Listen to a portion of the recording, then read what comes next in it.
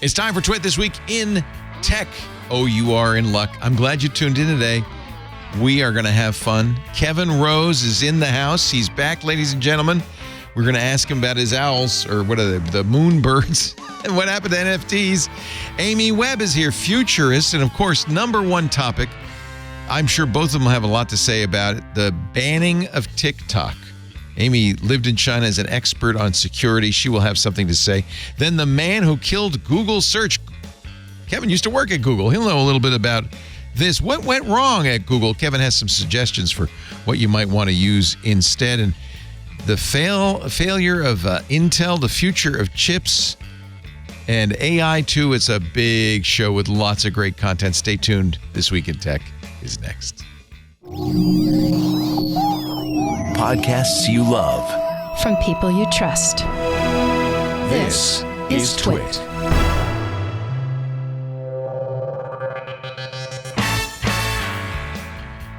This is TWiT, This Week in Tech, episode 977, recorded Sunday, April 28th, 2024.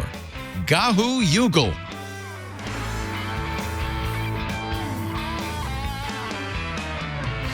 It's time for TWiT This Week in Tech, the show where we cover the week's tech news. And this week is a very special week. Two of my absolute favorite people, one of whom I haven't seen in years, Kevin Rose, is in studio. Kevin was in town. I know. It's He said, great to be here. I don't know what you're doing on Sunday, but you want to hang? I said, yeah, come on over. It. Thanks for having me. It's great to have you. Kevin is a partner at True Ventures, as you know, but he's also launched a new podcast at kevinrose.com. And I love it that you say whatever I'm interested in. That's the topic. Yeah, I just want to find stuff early. That's kind of my passion, is tinkering, finding things before other people see them, hopefully, and exposing them on the podcast. It's too bad you weren't here last week. Last week, we celebrated the 19th anniversary of the first TWiT, which you were on. You remember that? 21st Century Is Amendment. that when we were sitting in the brewery? Oh, in the brewery. That's right. Yeah. That's right. With David Prager, Patrick Norton, Sarah was there, his wife. I think Robert Heron was there. It was all Screensavers people. Yeah. Kevin and I go back a few years. So Let's crazy. just put it that way. 19 years. And before that, of course, Tech TV. Also with us, another of my very, very favorites, her most recent book, and her last for a while, if her husband has anything to do with it, The Genesis Machine. Amy Webb from Future Today Institute is here. Hi, Amy. Hey, Leo. Hey, Kevin. Hello. Perfect timing for you to be here for two reasons. One, our top news story, but the other, you've released the Future Today look. What do you call it? Look into the future. It's our annual tech trends report. So this is I'm trying to remember which edition this is. Maybe 17th or 18th. Almost as long as a TWiT. That's great. It launches at South by Southwest every year. There's this year. There's close to 1,000 slides in it. Wow. Beautiful and website, it covers, too. Yeah. Thanks. It was even more beautiful before she broke it. And this one it's a little mysterioso. We need to, we're consultants. We need to just come out and be like more obvious about what it is that we do. Anyhow, but so if you subscribe, it's free to subscribe. You can get the slideshow. Yes. Yes. And it covers, our thesis this year is super important. It has to do with a tech super cycle, which I can explain. There's huge implications for everybody. Is it anything like the Gartner hype cycle? It very much is not. I don't think the Gartner hype cycle is useful. No, just really briefly. So we use data. We use quantitative methodology and data and stuff to sort of figure out very early signals and then model trends. That gets used to build long-term scenarios, and that all becomes strategy. But one of the things we've been tracking is so in old school economics, there are super cycles, and they're usually preceded by some type of inflection in like a global event or a technology. So the steam engine was the inflection that gave rise to the Industrial Revolution. And a super cycle in economics has the ability over a few years or sometimes decades to sustain pretty significant change. So economic growth, productivity, things like that. It's not always positive. Usually the productivity and everything else leads to some people losing jobs, things like that.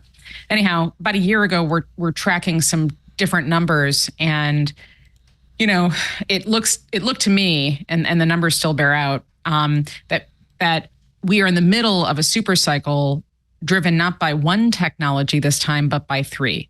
And those three technologies are artificial intelligence, what I refer to as the sort of collective ecosystem of connected things. So home of things, our beds, our smart beds, our smartwatches, face computers, that's, Apple's product, but connected cars, connected warehouses, all of these different devices that use data. The issue with AI is not that we need more data, we need more types of data so we can transition to large action models.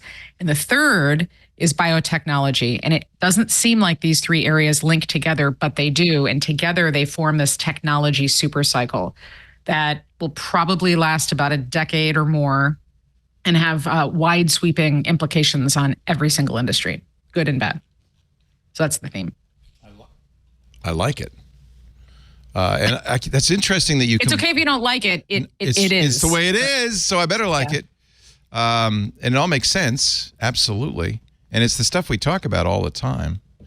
So, in fact, let's talk about AI in a bit. I want to save that because our top story tonight, TikTok has been canceled.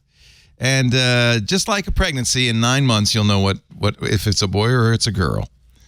The House and the Senate very cleverly attached it to a Ukraine-Israel spending bill, so it couldn't be really turned down. And Biden signed it, and it's the law. The latest is the Chinese Communist Party saying, well, under no circumstances will we sell it, so bye-bye. I'm going to start with you, Amy, because you have a lot more experience in two areas that are important here. One, of course, you lived in China for a while. You've closely followed what's going on with China. But the other also, I think you have good connections into defense and intelligence. And honestly, the problem I have with this is we've never been shown the receipts. The assertion, unsupported assertion, is that China will use it to either spy on us or to propagandize us, both of which are conceivable, but there's no evidence that they're doing it at this point. Where do you come down on this? I'm very curious. Well, I think it was 2017, I remember speaking to a group of lawmakers, U.S. and Japanese lawmakers, and saying, look, you don't know what this thing is yet, but it's coming. This is what it is. It's called TikTok. This is what it does. You need to very closely look at this and the flow of data, because this is a clone of a product that already exists in China. The parent company, ByteDance, played a key role in helping build China's social credit score system. Oh, I didn't know that. That's interesting. Yes. Yeah. So, at that point, it was nowhere close to as popular as it is today. But look, it would be naive for all of us to say, just whatever, China can just buy data through data brokers. It doesn't need to scrape our information from TikTok.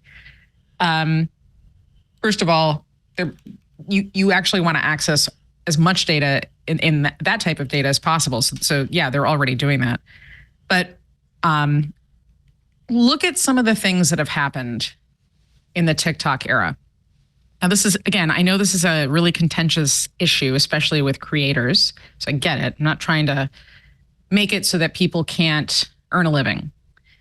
But Americans did at one point eat laundry detergent, right? We don't know how widespread that was. I think that was Mark Zuckerberg. No, you and I tried it once. Well, you never tried it twice.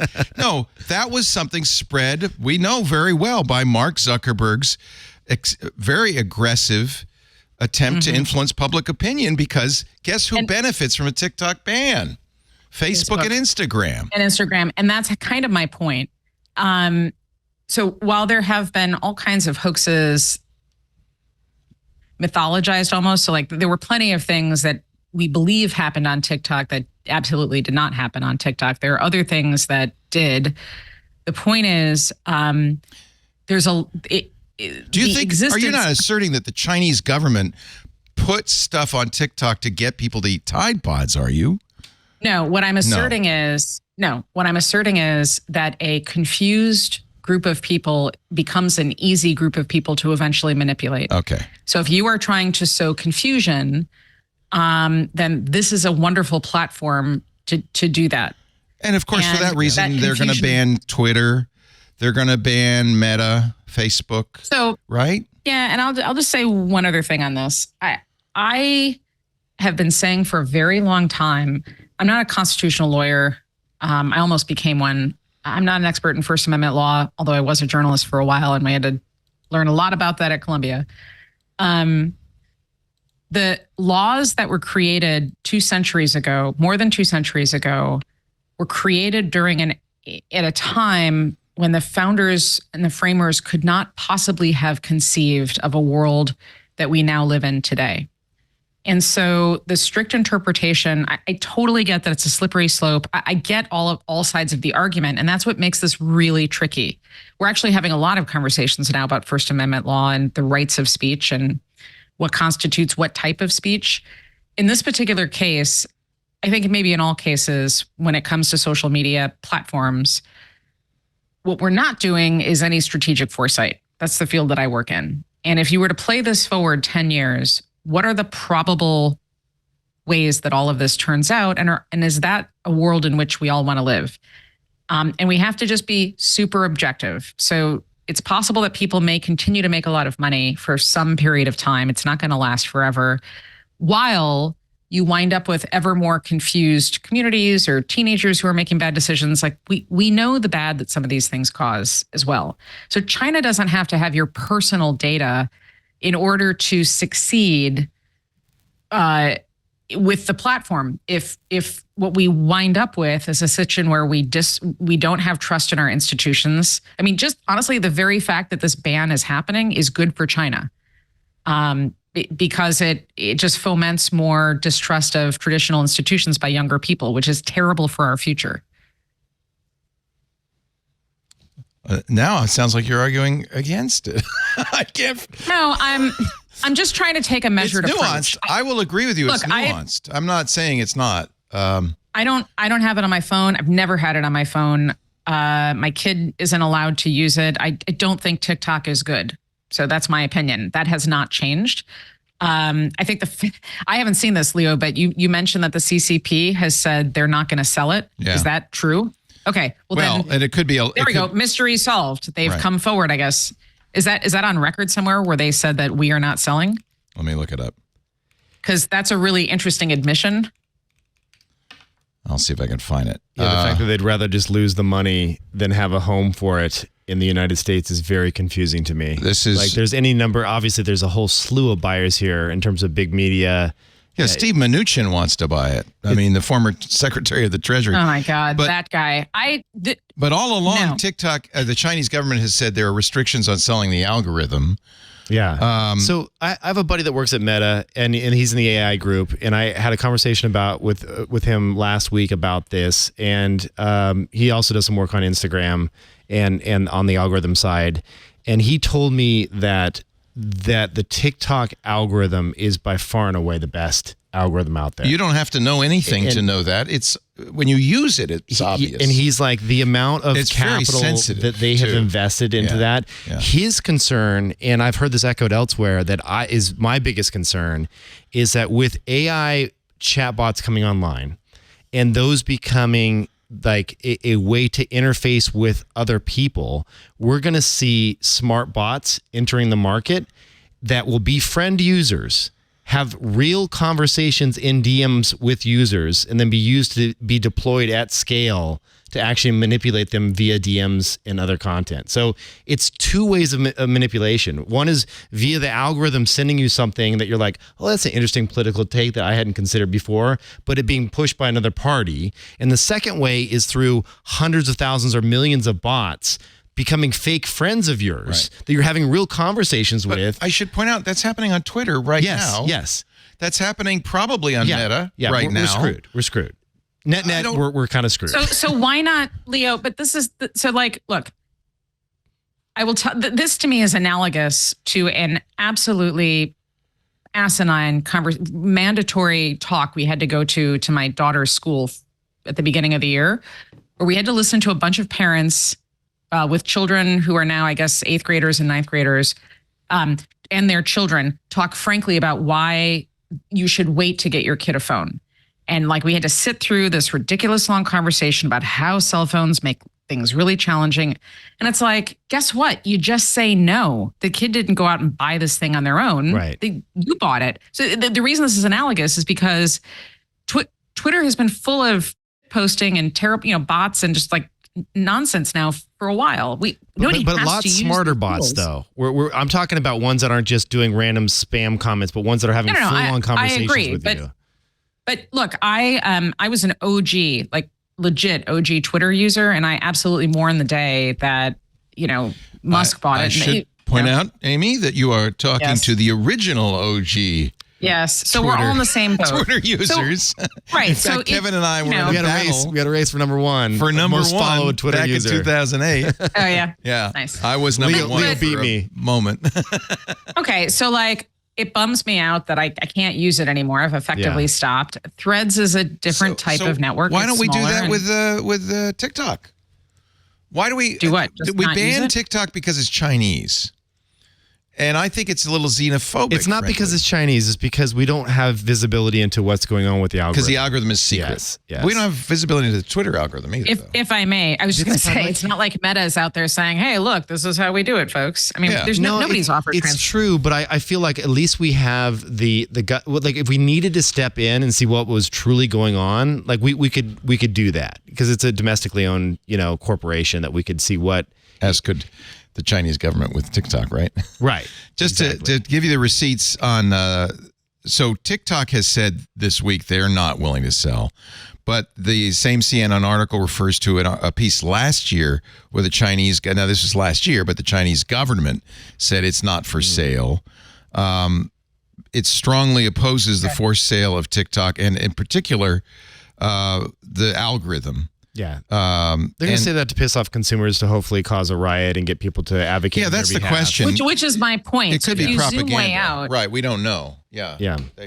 No, but I mean, it's probably dead anyway. It's probably dead anyway because advertisers and creators are at this very moment looking to diversify. Exit. Yeah. My son, who's a TikTok star, moved to Instagram. I told him, I said, diversify. Don't be on any platform. But neither YouTube nor TikTok or Insta has picked up the same number of followers. He was smart. He gamed the algorithm on TikTok. That's the other side of this equation is you can observe what works and play to it. Right. And he did. And it worked very well for him. Just as Mr. Beast did with the YouTube algorithm, right? You're on YouTube, and you told me I just got started using it. You told me before the show you're kind of resisting the algorithmic play. There's a game. There's a whole game to how you gain followers. There's a whole methodology for how you create your intros, how you get to the punchline within the first 4 seconds. Like there's a formula for success in these platforms. Yeah, and this is the same for TikTok. I'm sure it's the same for Instagram. Yeah. I don't know if Henry's figured it out. So it sounds like you both are in favor of a TikTok ban. I don't know that it's going to do any good, but it's I feel like the bots armies are just going to move to other social platforms. That doesn't prevent China from going into other platforms and just if they really wanted to take us down and sway, massive user bases of just bringing their AI bots to another platform. If that's happening, I mean, there's a lot of ifs in there, but TikTok going away doesn't stop social media. Well, and this is what The Conversation wrote, a piece appearing in Fast Company this week, titled, Banning TikTok Just Puts a Band-Aid Over Social Media's Problems. And the last paragraph, I guess, sums up my point of view as well, which is concerns about TikTok are not unfounded, but they're also not unique. Each threat posed by TikTok has also been posed by U.S.-based social media for over a decade. I believe the lawmakers, this is Sarah Florini, an associate professor at Arizona State. I believe the lawmakers should take action to address harms caused by U.S. companies seeking profit as well as by foreign companies perpetrating espionage. This is the bottom line to me. Protecting Americans cannot be accomplished by banning a single app. To truly protect their constituents, lawmakers would need to enact broad far-reaching regulation. Yeah, I think regulation is what we need because their key infrastructure in the United States is regulated. Like if you take a look at, if you want to open a domestic airline right now, it's next to impossible if you're a foreign entity. That's like, remember Virgin America? Yeah. When they tried to get started, very hard. They had an insanely hard time because they had to have at least 51%, domestic ownership, and it was a whole thing to even get off the ground. And we try and protect key infrastructure, and we're not doing that for social media. That's interesting because I don't think we've ever thought of social media as key infrastructure, but it is obviously, right? Clearly, there's so many intertwined points to be made here. One of which is now President Trump is trying to capitalize on this. He was, by the way, the first to call for a TikTok ban 4 years ago, but now he's saying no, and he thinks this was bad for Democrats because President Biden signed it, and the youths, the people under 77, are going to blame Democrats for the banning of TikTok. That is true. So it's bad. even though if you look at the majority of who's been proposing all of this, it's not Democrats, it's Republicans. Right. So I guess what I'm asking you, Amy, given your deep knowledge of both the Chinese Communist Party's goals and aims and your relationships with the defense community and the intelligence community, we had Brianna Wu on a few weeks ago arguing strongly. She said, if you knew what I have seen, if you knew what I knew about TikTok, you would totally support the ban. Would you agree with that? Yes, but I want to have an asterisk. And here's why. This conversation has become as polarizing as like every other conversation lately regarding AI, First Amendment. There's very little, this is nuanced. So yes, I don't think we should have ever allowed it. And I'm in favor of disallowing it. However, that's going to wind up in the court. So the head of the U.S. Chamber of Commerce has already vowed to fight it. There are a bunch of people. ByteDance has already gone to court. Yeah. Okay. Yeah. So the problem in the United States is that regulation is inherently a look back, not a plan forward. So we really need to be much more strategic in how we're thinking about technology as infrastructure, as Kevin mentioned, because there are going to be long-term consequences regardless of the decision that's made. And I don't think anybody is playing that forward. I think everybody's thinking about the 2024 election cycle, unfortunately. I will be sad if TikTok shuts down. Here from Reuters, ByteDance prefers TikTok shutdown in U.S. if legal options fail. So, and I think even if it doesn't shut down, the fact that creators and advertisers are already looking elsewhere, I'm sure, doesn't bode well for TikTok. And I think that's all. We've lost something. This is part of the nuance, and maybe we would have lost something if we didn't get Virgin America too. But I understand we need to protect ourselves as well. It's sad, I guess. It's as sad as Twitter. It is, but I think, again, it's worth thinking through who are the bad actors in the world that are capable of playing a very long game in a way that we're not in the United States. And are those bad actors using technology in a way that is slowly, like death by 1,000 paper cuts, seeding a general confusion, distrust of institutions? It doesn't have to be one giant thing. It can be many, many things over a certain period of time that causes us to sort of go into this sort of downward spiral of continual, and so that's what we're seeing right now. But we're also doing that to ourselves. Yeah, but also what Amy, correct me if I'm wrong here, but if you have the data, if you think about it, you don't have to use the algorithm to manipulate everyone. You use the algorithm to manipulate those that are influential because you already have the data. You know who those people are. Then they propagate that message on their own. Yeah, exactly. Yeah, and again, what we have right now, we don't have unifying ideas that bring people together so much anymore, unless those ideas are we hate other people or whatever. Yeah. So we have lots of pockets. I'm re-listening to 1984, by the way. And as we head down the slope to 1984. But so that I'm the reason that TikTok worries me is because they threw so much capital into building out a system that is very good at personalizing and figuring out what you're most likely to look at next in a way that it's very Instagram good. just can't. Yeah. Okay, so you just have to have some degree, 10%, 15% of content that's a little confusing causes confusion, causes self-doubt. Right.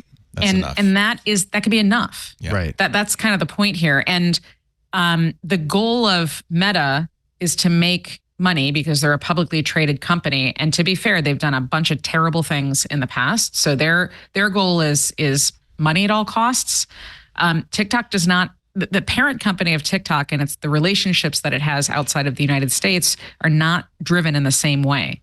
They're driven by other needs. And I think that's something to keep in mind. And it's crazy is that it doesn't have to be that message or that kind of when we're going after consumers, it doesn't have to be, hey, go vote for this new politician. It can be as simple as like, hey, consider this body image issue that you might have. You know, like these little tiny micro cuts that spin into bigger things that just generally disrupt and aggravate society, you know? I think though, even if you completely remove TikTok from the equation, there's plenty of that. Oh, for sure. Many, it's all over many the other place. places. This is why I'm scared. I disagree because I haven't seen like data over the past few weeks, but younger people overwhelmingly use TikTok relative to other platforms, you know, and you that think they're more impressionable than us older people, perhaps? I think that 10 years from now, they're going to be making decisions about things. Yeah. And right. So we also have to get used to playing the long game in the United States. We don't take a long view. Here's my very Pollyanna-ish take on global politics. Don't we benefit? Isn't peace promoted by having a relationship with a country? Isn't it better to, even if, yes, we know China has got the Belt and Road Initiative, and they've got long-term soft power strategic goals and et cetera, et cetera. Even when we know that, isn't it better to trade with them and to have a relationship with them than to turn them into the enemy? In the long run. We do, and it's economic. So currently, yes, we do, which is why trade routes are still open and, whatever else. So the thing that's saving everybody, as much as I think especially younger people would disagree with this, is globalization. So the fact that our economies are so closely intertwined is actually a benefit. Yes. Right? Okay. So TikTok doesn't, the money that's made on TikTok in the United States doesn't leave the United States. And again, it's relatively insignificant compared to how China makes money in other ways. So this is a soft power play. So a slightly unstable United States can still be economically powerful. What's the advantage to China, by the way, if they, they claim they don't want to influence the election, but they apparently are. But what do they want? Why would destabilizing the U.S. be good for them? Because, for one thing, they've got 1.4 billion people, and they need to make sure that those people continue in lockstep under the CCP and directives and are not stepping out of line too much. If you look at what happened during COVID, during lockdowns, there were a lot of people wondering whether or not Xi Jinping was going to make it into another. He's effectively now leader for life. Right. So, the freedoms that people are able to glean, and again, there's a giant firewall in China, so it can be hard to see outside. I mean, you can see some, but the freedoms that they see us enjoying and happy is dangerous. Right now in the United States, it looks like young people are exercising freedoms and are agitated and upset. That's better for China. Right. Got it. Just to preserve power for the people in power currently, the CCP to preserve their power. That's why I'm saying it's like super, super complicated, but it's really hard to have these conversations because everything that I see is, creators are really mad that the government's taking their jobs, right? To quote South Park. They have a narrow point of view, as they should, but you're right. Yeah. Let's argue. And that's one of the reasons this is a good topic for us, because we speak to people who are involved in technology to give them a better, deeper insight into the nuances of what's going on. I'm sorry, I don't have a simple. I was going to say, there is no simple. There is no simple answer. I'm sorry, but that's kind of where we're at. Let's pile on. A Chinese firm is America's favorite drone maker. This in the New York Times today. U.S. authorities consider DJI a security threat. They're weighing legislation to force the FCC to disconnect DJI from the telecom network, to force Verizon, T-Mobile, AT&T to cut off DJI, which makes those drones useless. That's how they're... This one I don't get. TikTok, I was like, okay, I kind of see what's going on here. Why do we need to shut down the drones, the consumer drones? The Congress is weighing legislation that could kill much of DJI's business in the United States by putting it on the FCC's roster, blocking it from running on the country's communications infrastructure. If signed into law, it would only ban new models of the Phantom, of DJI. I have an older DJI. You probably do too. Those would still operate, but any new drones would not. Bill has bipartisan support.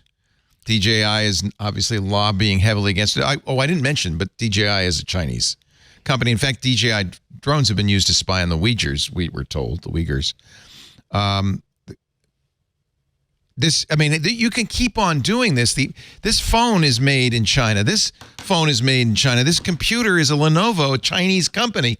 The Macs I have made in China. You could keep on going. It goes all the way down. Where do we stop? This is a tough one. So tell me, what is the reason why they actually want to shut down? They could be used to drones? Spy on us. There might be a chip built into the DJI drones that's talking when they're to sitting China. there in my closet and it turns itself on. As long as you keep it in your closet, they're happy. So it's when they're flying around. Yes. What data do you gather from that that's so interesting? Like that you can't get on Google Maps? Like what? Government agencies have shown that DJI drones are providing data on critical infrastructure in the United States to the Chinese Communist Party, according to, consider the source Elise Stefanik. Without elaborating, any attempt to claim otherwise is a direct result of DJI's lobbying efforts. I just don't see it. Okay, and again, we don't need drones for that. Literally go walk across a bridge in the middle of the country. Yeah, we got cameras Anybody made can do in that China. and report back the same. And switches. This one doesn't... I was just trying to think through, how could this possibly... We've got a bunch of DJI drones, so I guess, they, remotely access them, turn them on, fly them out the door somehow? No, they just watch what you're looking at. They don't have to do anything. No, I know that, but I was just trying to think, what does the... 90%, get this, 90% of law enforcement agencies use DJI drones in law enforcement. Well, there's not a lot of competitors that make a product that's good. Right. It's the default choice. Right. There is a certain amount of so again, here I'll tell you where I think a lot of this is coming from is actually not China. I think it's coming from Russia. There's a lot of anti-China this and that, especially when it comes to technology right now. I think the long-term play here is just making us uncomfortable all the time and making us distrust and distract. Again, you can do that and create a civil society that is harder to control and more likely to erupt into chaos and protests while preserving a strong economy. That's not a good situation. I might point out that the phone call might be coming from within the house. I mean, we've met the enemy and he is us. So you don't have to get the Chinese Communist Party involved to destabilize the United States. We're doing a pretty good job on our own. Do you have the house in New Zealand yet, or are you? No. Can I buy into that compound? I'm going for the golden visa. Smart man. Or you better hurry up. Those things are I'm already on the list. I'm already on the list. Are you really? Yeah. Hell yeah. I need to have a way out. So I tell Lisa we're moving. And she says, there's nowhere to go. Portugal. Go to Portugal. It's beautiful. I love literally, if you're going to do the golden visa in Portugal, I would try to get that wrapped up by the end of this year. They don't like it. Yeah, I filed the year and a half ago. Italy just... Like that. So you're still on yeah, I'm in the queue. So I'm now grandfathered in. You and Clayton Morris can hang out there in Lisbon. Well, once you get that, you have an EU passport, so you can go wherever you want. Exactly. You're Schengen, baby. But a lot of people do in New Zealand. A lot of my friends are doing New Zealand, which is crazy. You're doing New Zealand, aren't you? Not doing any of something. it. You're doing I something. am putting down roots in the beautiful United States of America. Canada. I'm staying right here. Lisa won't let me move. She says, no. That's what it is. If it goes south, we're staying here and fighting. But she won't let me get a gun. I don't know what to do. I'm just going to hang out in my closet. I don't know what I'm going to do. Let's take a little break. This is a good panel. You guys, I'm going to defer to your superior intelligence and information. This is very difficult. It's a hard time because I love TikTok. I understand its incredible power, and the power of its algorithm is mind-boggling. My daughter has 4 TikTok accounts. Wow. She says it's sensitive to even the time of day that you're using it. So she is careful only to use the right account at the right time so that it doesn't sully the algorithm. She's right. You shouldn't have just one. You should have multiple. Anyway, it's too late now. It's all over. It's what a world we live in. Amy Webb, great to have you from the Future Today Institute, futuretodayinstitute.com. Sign up today. Get your Future Today, what do you call it? The Tech Trends? Our Tech Trends report. It comes out every year. So it's really good. I love it. I want to ask you about AI when we come back, for sure. Okay. Also, Kevin Rose, longtime friend. I've known you since 1990. When did you start working at Tech 2001. 2001? Yeah, I think so, yeah. Where he was, and somebody has already brought it up in the Discord, the Dark Tipper. That's You always hated that name. I still do. You said you and Alex Albrecht are going to have a reunion? We are, yeah. He lives in LA, so it's like he's my neighbor now. So is Dig Nation coming back? I don't know. He's going to come back on my show, and we're just going to do a few episodes here and there. Yeah. There was, of course, when Reddit did its IPO, Paul Graham wrote a piece about the history of meeting Alexis Ohanian and Steve Huffman and being impressed by them, etc. Not once did he mention Dig. Yeah, he's a little anti-Dig. I don't know why. It's hysterical. He implied that they just kind of made it up out of nowhere when everybody who in our group knew that they just copied you. Yeah, I mean, we were definitely out probably 8 months before they launched or something like that. And they saw the success of Dig, and they said they were pivoting from they had some other really crazy Alexis and I are actually really good friends. I love Alexis. Yeah, he's awesome. I've talked to him and Steve many times. I think Alexis is great. He's a good Does he acknowledge to you when he says, the history of I mean, he definitely when we talk about it, he says that he wasn't aware of Dig at the time, but obviously when they started creating that and launched it, like everyone drew the comparisons instantly once they got out the door. So I think Paul knew. Because Paul told them to go and do Graham. Yeah, he told them to do it stuff. So I don't know. Who knows? I'm reading his history. Aaron wrote a big long post about this a long time ago about how who knew what, and that doesn't really matter. It doesn't. It's over. It's all that matters is like that social voting became a thing, and it's still here to stay. And it works. It works. Good. Yeah. So and awesome. Dig 5 was my idea, and I apologize. That's right, and it was all you and caused the downfall. And you still have the $60 million from the Business Week cover. Right. So everything worked out. That's right.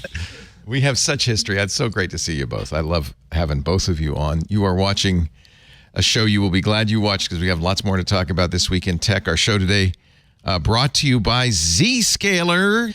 Zscaler is the leader in cloud security. And now with AI, it's even better. Look, what's become very clear, cyber attackers are using AI now in all sorts of interesting ways to attack, to compromise users, to breach organizations, from very highly targeted phishing emails to video and voice deep fakes of CEOs. You saw that story where the guy wrote a $25 million check because he could have sworn he was on a Zoom call with the CFO and the board, and they said to do it, so he did it. It was all deep fakes. Or celebrity deep fakes. No, Arnold Schwarzenegger does not want you to buy his Bitcoin. In a world, it's out there, right? In a world where employees are working everywhere, your apps are everywhere, your data is everywhere, a firewall, a VPN is not going to do enough to protect you. They're just not designed for these distributed environments. And now these new AI-powered attacks. In fact, in many cases, firewalls have become the attack surface. In a security environment where you've got to fight AI with AI, the best AI protection comes from having the best data. Get this blows me away. Zscaler has extended its zero-trust architecture with powerful AI engines that are in the wild. They are being trained and tuned every day by 500 trillion daily signals. That's how you stay ahead of the game. Zscaler's Zero Trust in AI helps defeat AI attacks today by letting you automatically detect and block advanced threats, discover and classify sensitive data everywhere, generate user-to-app segmentation to limit lateral threat movement, and, of course, to quantify risk and prioritize remediation. And, oh, by the way, generate board-ready reports. You're on a few boards. That's important. Those are the guys writing the checks. Learn more about Zscaler's Zero Trust in AI to prevent ransomware and other AI attacks while gaining the agility of the cloud. Experience your world secured. Zscaler. We thank them so much for their support of our show. Go to zscaler.com/zerotrustai to learn more. zscaler.com/zerotrustai. What does the Future Today Institute Magic 8 Ball say about AI? That it's not the same thing as Gen AI. Oh, thank goodness. It says, call FTI. I think that's probably the right answer. So, I mean, look, we spent all the last 9 months talking about nothing but AI. Mm-hmm. And I, at first, just to catch you up, thought it was just a parlor trick. It was just spicy autocorrect. Yes. Oh, boy. Well, you got that one wrong. That's good. I'm glad you said that. It may end up being right, but I have to say, you still think AI is a fad? No, I don't. Okay, I don't. But LLMs really are spicy autocorrect, right? Except that there is some emergent property, I think, that we're starting to see. And what convinced me, and I've talked about it before, so I'm just filling these guys in. I created a couple of custom GPTs that were giving me really useful, specific answers based on data I was providing, on a corpus I was providing. Yeah. So-called RAG. And more and more as I use RAG AI, I'm realizing there is huge value to taking your corpus of data and applying AI to it. Are you using Pinocchio, by the way? No, what's Pinocchio? Go to pinocchio.computer. It's basically consider it to be one-click install of any of the latest AI packages that are out there. There's quite a few of these. I just started using a new one called Anything LLM. There's Olama, because I believe personally that we got to go with open source these are AI. Open source, yeah. So whether it's Llama or Mistral or one of the open source models, and I really love the idea of doing it locally. And more we're seeing machines, Qualcomm has announced that their new Snapdragon Elite will have AI hardware support. All the Apple chips are have. Coming, yeah. And Apple, apparently, we'll find out in a couple of weeks, is going to really double down on AI with its M4 chip. Right. So it's clear that local AI with open source is probably where to go in the future. I don't know. That's to me what's most exciting. But then there's this whole thing of AGI. This, basically human intelligence, general intelligence AI. The jury's still out on that, just like it is on self-driving, right? I'm going to keep my hands on the wheel. I want to keep my hands on the wheel. Do you have the latest Tesla beta? No. It's gotten a lot better. Has it? Yeah, it's gotten a lot better. I've seen so many tales of... No, it's still scary as hell, but it's gotten a lot better. Okay. There's a gap, though, between a lot better and I trust it, right? Yeah. And that's the hard part. The 99% is easy. It's that last 1%. I don't think it's going to be one universal AI tool to rule them all. Okay. I think it's going to be siloed specialty AI for very specific things, your own data, things you want to keep private, localized AI. And I think the general models are going to be great for coming in and asking questions. Like I was installing... I was replacing all of my light switches at my house with smart switches, and I was like, okay, I'm not an electrician. What's the line? What's the ground? I was trying to figure out all the different wires, and I literally just had ChatGPT open in audio mode, and I was talking to it like it was an electrician, and it was walking me through each step. By the way, it's a weird spelling on Pinocchio. You got to Google it. It's misspelled Pinocchio because something's not coming out. It's a weird spelling. It's not like the book. They'll put it in chat. People will know, or you can.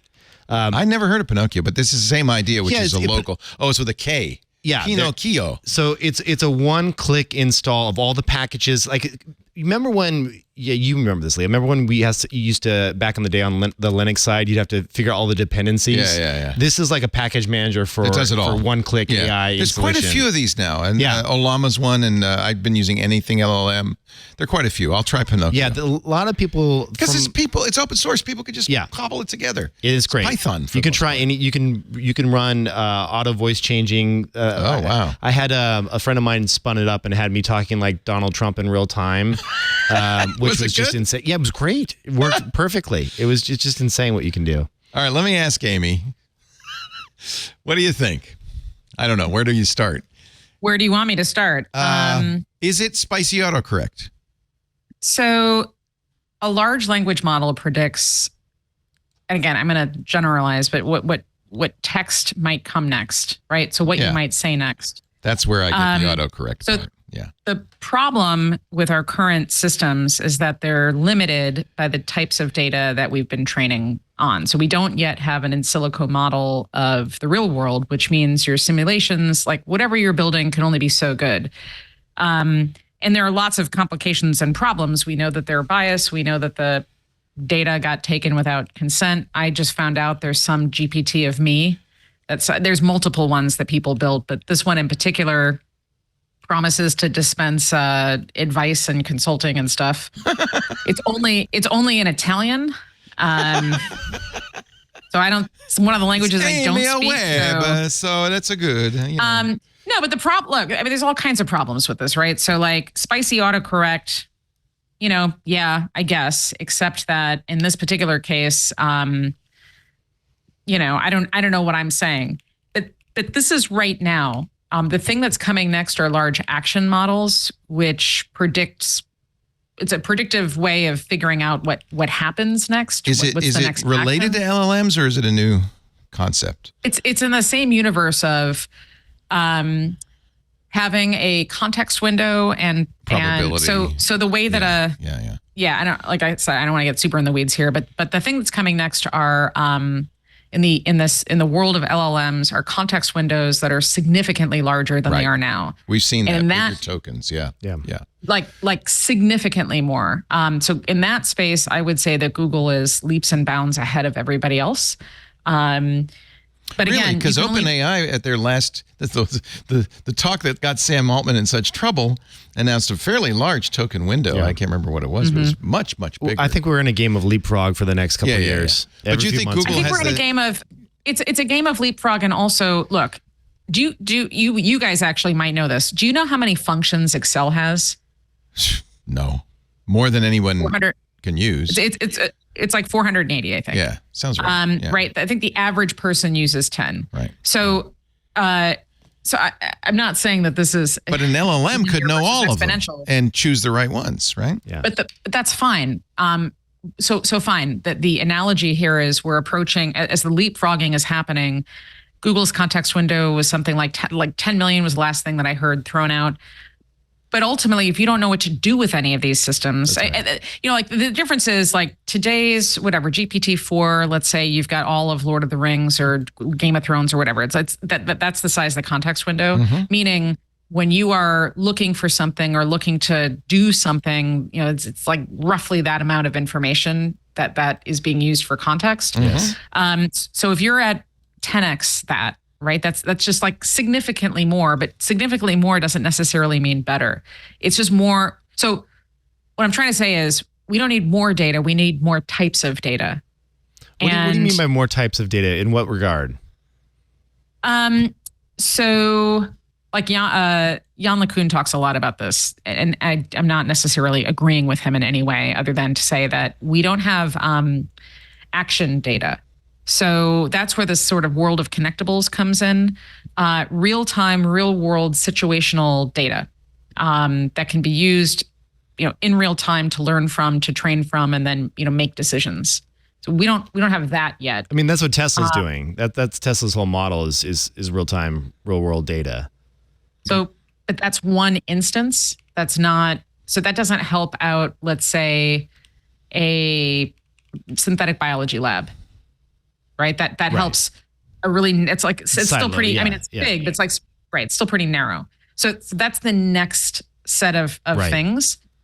But all of this, it feels like AI is new, but it's really only new to you, right?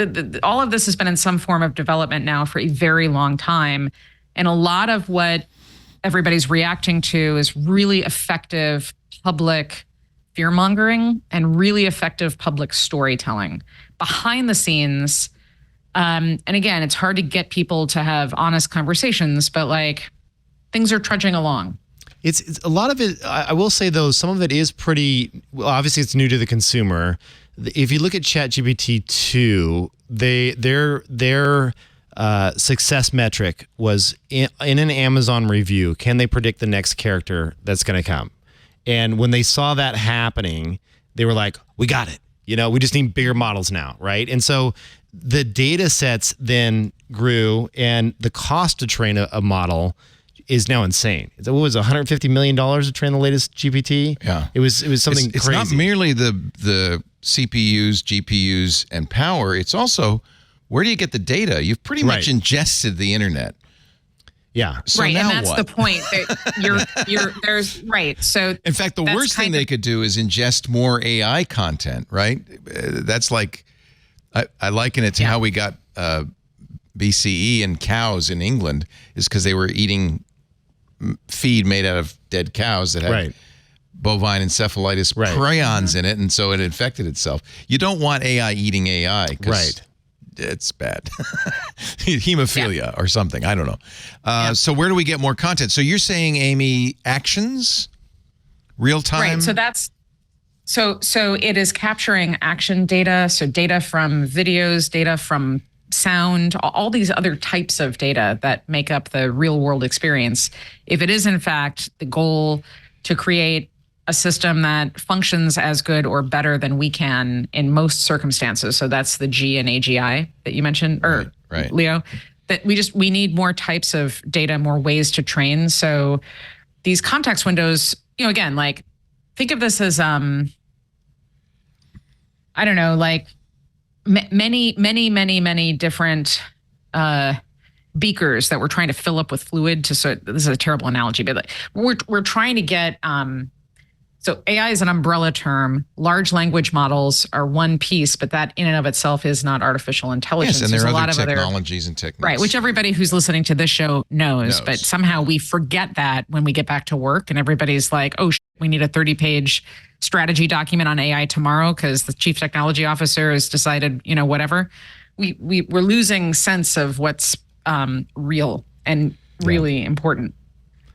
I think there's AI is... It's magical, but it's not magic, Oh, I like that. It's magical, but not magic. But I think there's going to be a lot of magical moments that are going to seem like it's magic. Like there's I think we're already seeing that with Suno, with music. Yes. Well, with the AI video. Yes. The music, the Sora. No, Sora's the Sora's 3D, video. Yeah. Suno is music. Suno's insane. Yeah. It's just, and it could do stand-up comedy too. Have you seen that?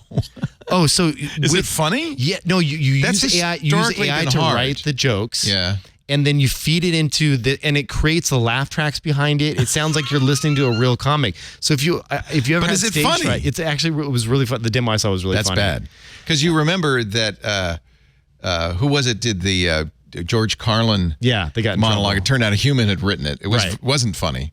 But they used George Carlin's voice through AI. Yeah, so what I'm really excited about is just a lot of the real practical applications over the next 2 to 3 years. Like there is a world where very much you could be listening to This Week in Tech.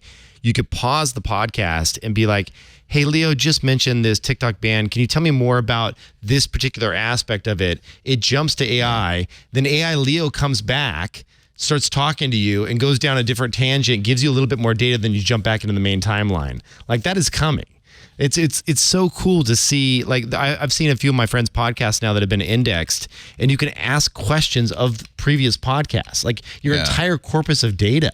It's so that's cool. To me as an you mentioned Paul. Go ahead. Oh, sorry. I was just going to say, as an older person who isn't yet taking a sauna every day, so my mind is going fast. I think the future. I bought that limitless pin. I didn't buy the humane pin. I bought the brilliant glasses. I'm trying to get something that's Did you get the rabbit? I didn't get the rabbit. I got the rabbit. Do you have it? It's shipped. I'm not home, so I want something that's going to record everything that happens to me so I can query it, whether I remember it or not, so I can query it. Like, did Kevin mention some AI thing he really liked? Yes, that was Pinocchio, Leo. Yeah, would you like me to cool. download it? So I think we're about 3 inches away from that. Yeah. Maybe that 3 inches turns into 3 years. I don't know. Here we go. I asked AI Leo what he thought of the TikTok ban, by the way. Well, banning TikTok would be like taking a selfie with a potato. Utterly pointless. Instead of banning it, why not just ensure proper privacy measures are in place to protect users' data? Let's keep the dance moves flowing and the lip syncing on point without causing a social media meltdown. Shall we? That's China. I feels like that's not me. That's China. That's China writing right China's there. talking. Exactly. I think we're going to be in a very interesting time in the next 5 years. You must agree with that, Amy. Yes? Yeah, I mean, we're always in interesting times. Again, technology soldiers on, moves forward. Yeah, but for the last 5 years, it's been like, what's the next iPhone? We're now really doing something interesting. I don't think that's fair. I think for the last 5 years, it was most recently metaverse. That was boring, we're all going to be working in the metaverse. Yeah, and then that flopped. Just before that was crypto, and just before that was Bitcoin. Flopped. So we're just okay. But this particular technology, to me, seems more visceral and urgent because the average person can access and use it, unlike crypto wallets, which are hard, and the metaverse, which is. So again, everybody's kind of lost they've lost their tether to reality, and if my world is business, so ultimately, what would it take for something like what you guys are talking about to make true inroads to a Fortune 500? It's going to take a lot of time. It's going to have to be a lot of quality. Yes. Microsoft thinks it's happening right now. I mean, they're pushing really hard on Copilot in the enterprise. For sure. Yep. Same with Google. So I can't comment on Microsoft because they're a client, but I can tell you that outside of, let's go outside of tech and instead look at all of the industries that would work alongside them. So think insurance, financial services, CPG, retail. Like, it's going to take time for this to make its way through these enormous organizations. Mostly because they're hidebound, right?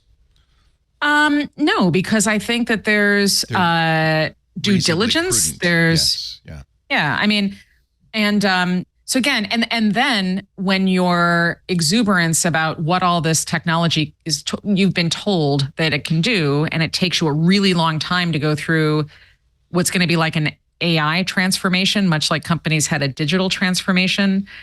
Like, my concern here is that we start to see another AI winter, which the last one was 74 to 80. Right. We don't want that again. We don't want that. And the reason that it started is because expectations were set very high, and there was just no way to meet them. Good point. I feel like in this case it's a bit justified though. Like it's actually working. Like, as a consumer and even as like a small business owner, an employee can jump into one of these tools and you can find productivity within minutes, and so typical old, like, let me give an example. When Excel came out, or when one of these tools like Notion or whatever, a modern day version of one of these tools come out, there is I've heard about it. Okay. Another friend told me about it. Okay. I'll check it out. Okay. I'll take a course on it. And all of a sudden, you're a year and a half, 2 years in, and you're finally using one of these tools. Whereas AI, you can jump in and see the real benefits on you as a consumer. I use AI at least 5-10 times a day. Are you in the same? Are you guys in the same boat? But you are not Kevin. You're nowhere close to being an average consumer. No doubt. But it's coming. But this is the huge disconnect between the Valley and Middle America. And I'm from Middle America, so this is not a knock against Middle America. But like, the average person has absolutely no idea what to do with any of this, and the entry point for many people is like, write this email for me, which is why we're seeing. I can spot an AI generated email now from 100 feet away. It's easy, right? But that's the type of, and the big professional services firms, this is what they're peddling right now. What they're peddling is you're going to save time and money because you're going to be able to automate email writing and copywriting and basic business analytics and basic intel. No, but I will say that's fine. Yeah. There's a couple things that are so I just enabled all the Gemini suite in my Google suite, right? Yeah. And you launch Google Sheets now. And you can literally say, hey, Gemini, like go in and create this sheet for me, make it do X, Y, and Z. And like talking about all those macros earlier, like I don't even have to think about those. Like now it's just a done deal and I get the sheet in 20 seconds, which is just amazing. And you have to imagine like most people can grok that. So I think it's going to be an accelerated path to adoption that is going to be faster than most people believe. And I agree that just writing an email, you can spot those like that to me is not that interesting. I think it's more on the productivity side in other ways that we're not yet considering. And if I were but you have to know what you could do. That's no doubt. So if going I back were to the Sheets, CEO of Liberty Mutual, I might come to you, Amy, and said, how soon before I can replace all my actuaries with AI actuaries? Yeah, right? So I've had that conversation with a couple of bank CEOs and a couple of insurance CEOs. That's a very common question that I get. And the answer is, it depends on your risk tolerance and how accurate you need to be. But this is the wrong way to be thinking about things. So bottom line growth, which is what a lot of companies are consumed with right now because there's economic uncertainty, is very short-term thinking. The better long-term play is top-line growth, which is another way of saying finding new profit centers, new opportunities for revenue, new ways to innovate. Not to mention, if you start, look, there's plenty of bloat in lots and lots of companies, especially companies that grew through inorganic growth, which means they acquired others. However, there's going to be an impact on company culture. Again, I don't mean to throw cold water on all of this. I think in a lot of ways, this helps the people who have a good understanding of what could be done do more, better work faster. But it would be incorrect to say that this is going to fundamentally shift in a very short amount of time how all of, business works, because there's too much of business that is going to take a long time to catch up. Would early adopters have an advantage? Early adopters almost always have an advantage. Oh, okay. No? So it would behoove you if you're a business leader to maybe learn something about it. Yeah. I use AI in the way I think it's most effectively used, which is in coding.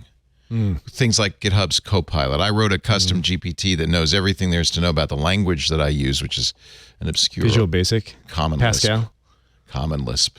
Common Lisp. Okay. And it is incredible. And that's what I use every day. It is amazing. Common Lisp. What I don't even know what that is. Ask Paul Graham. Lisp, but that's what, by the way, Reddit was written in Common Lisp. Steve Huffman wrote it in Common Lisp. Oh, was it? Yeah. Initially. Lisp. What's the difference? It wasn't a Lisp very and good. Common In Lisp? fact, Alexis told me it was terrible. We had to rewrite it, but Steve was a big fan of Lisp. And Paul Graham is one of the, he's written two of the classic books on Lisp. This is one of the reasons Common Lisp is great for an AI, because it's been around so long and the language hasn't changed since 1994. Right, it's well documented. So it's very well documented. So you can easily, as I did, import all of the best books into a GPT and have it really, it's in effect what it does for me.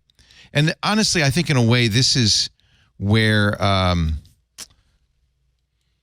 AI right now is best, is in partnership with a human, which is why you shouldn't let Elon drive your car, but you can let him help you drive your car. That would be a prudent thing to do. So, if I'm working on something, it will write code for me in Common Lisp. I don't usually use the code directly, but it's very helpful for me to understand it. For instance, I wanted to write a function for the lowest common multiplier for two numbers, and it helped me understand the algorithm. So cool. And wrote it out. And because I've told it in the prompt, this is ChatGPT from OpenAI, I told it in the prompt, don't hallucinate. Only use stuff in the corpus that I gave you, which is 20 books from the kind of the classic Lisp books. That's amazing. Only use, and by the way, there's John McCarthy's picture, only because I wanted to use that as the icon. Only use those books. It doesn't hallucinate. Now, I've tried some other ones that did hallucinate. Yeah. One question I often ask is, how do I do a while statement in Lisp? Lisp does not have a while statement, as most languages do. And you want to see if it'll trip it up? And with some of them, they go, it's easy. You use while. which is not true. That's a Python command. Anyway, do you say thank you? I do not thank it. I thank it all. Oh, hell yes. Oh, thank you. Wait a minute. You have to. What? When it goes sentient, it'll remember the people that said thank you. Are you joking? No, I'm dead serious. I always say thank you. 100%. Say I'm getting thumbs up. Look at everyone here says thank you. I said thank you for a great answer. You're welcome. I'm glad you found the answer helpful. I said the other day I was at home and it gave me a great answer. Silly. No, You're being I facetious. said thank you, and when you become sentient, please do not kill me. I was always nice to you. And ChatGPT responded back to me in audio, and it goes ha ha ha. And I was like, that was a really creepy response. Like that. Why would you just say ha ha ha? Like it was like it knew something. That's canned. I don't know. I'm always just please remember when you go sentient that I was your friend. I'll keep that in mind. See, it's going to keep it in mind. Now it'll remember. The real question is, how out of your way do you go to thank other humans? I never thank. No, not anymore. I thank all humans and I tip them well. Web 2. Even though they're not sentient, as far as I can tell. They're all NCPs. Are you serious though? Do you really think it'll go sentient? I mean, listen, I think it's going to do some wonderful, crazy things over the next decade that we can't predict today. I think you're right. And I believe it's going to have enough connections and pathways to be indistinguishable from a human. Probably, but I don't know that. The question is, can it come up with novel ideas? Exactly. That's what sentience is. Yes. That's what AGI is. Can you reason something that you haven't been told? And so far, I'm not getting any of that. But I'm getting help with customer support stuff where I'd normally call a number and sit on hold for an hour. And I had an issue with one of my cameras the other day, and I was like, do I want to wade through a PDF in a support forum? No. And I just asked. I put all my documents, all my PDFs into a local AI to summarize. What's your default, by the way? Because I've moved. I'm no longer ChatGPT. What do you use now? Gemini Advanced mainly, or Claude? I use Perplexity. I use Perplexity. Perplexity's great. I've kind of stopped using just for search, though. Yes, just for search, 100%. Well, one of the reasons that's my go-to Perplexity's cool, and I pay for both Perplexity and OpenAI, is it lets you use multiple models. You don't pay for Gemini Advanced? No, should I? Oh, 100%. It's amazing. Gemini is pretty good, Leo. It's gotten way better. So everyone was hating on Gemini when it came out. I get it. I used it. It was horrible. Gemini Advanced is actually really legit. And it's up to date. We have a Workspace account, so I could probably...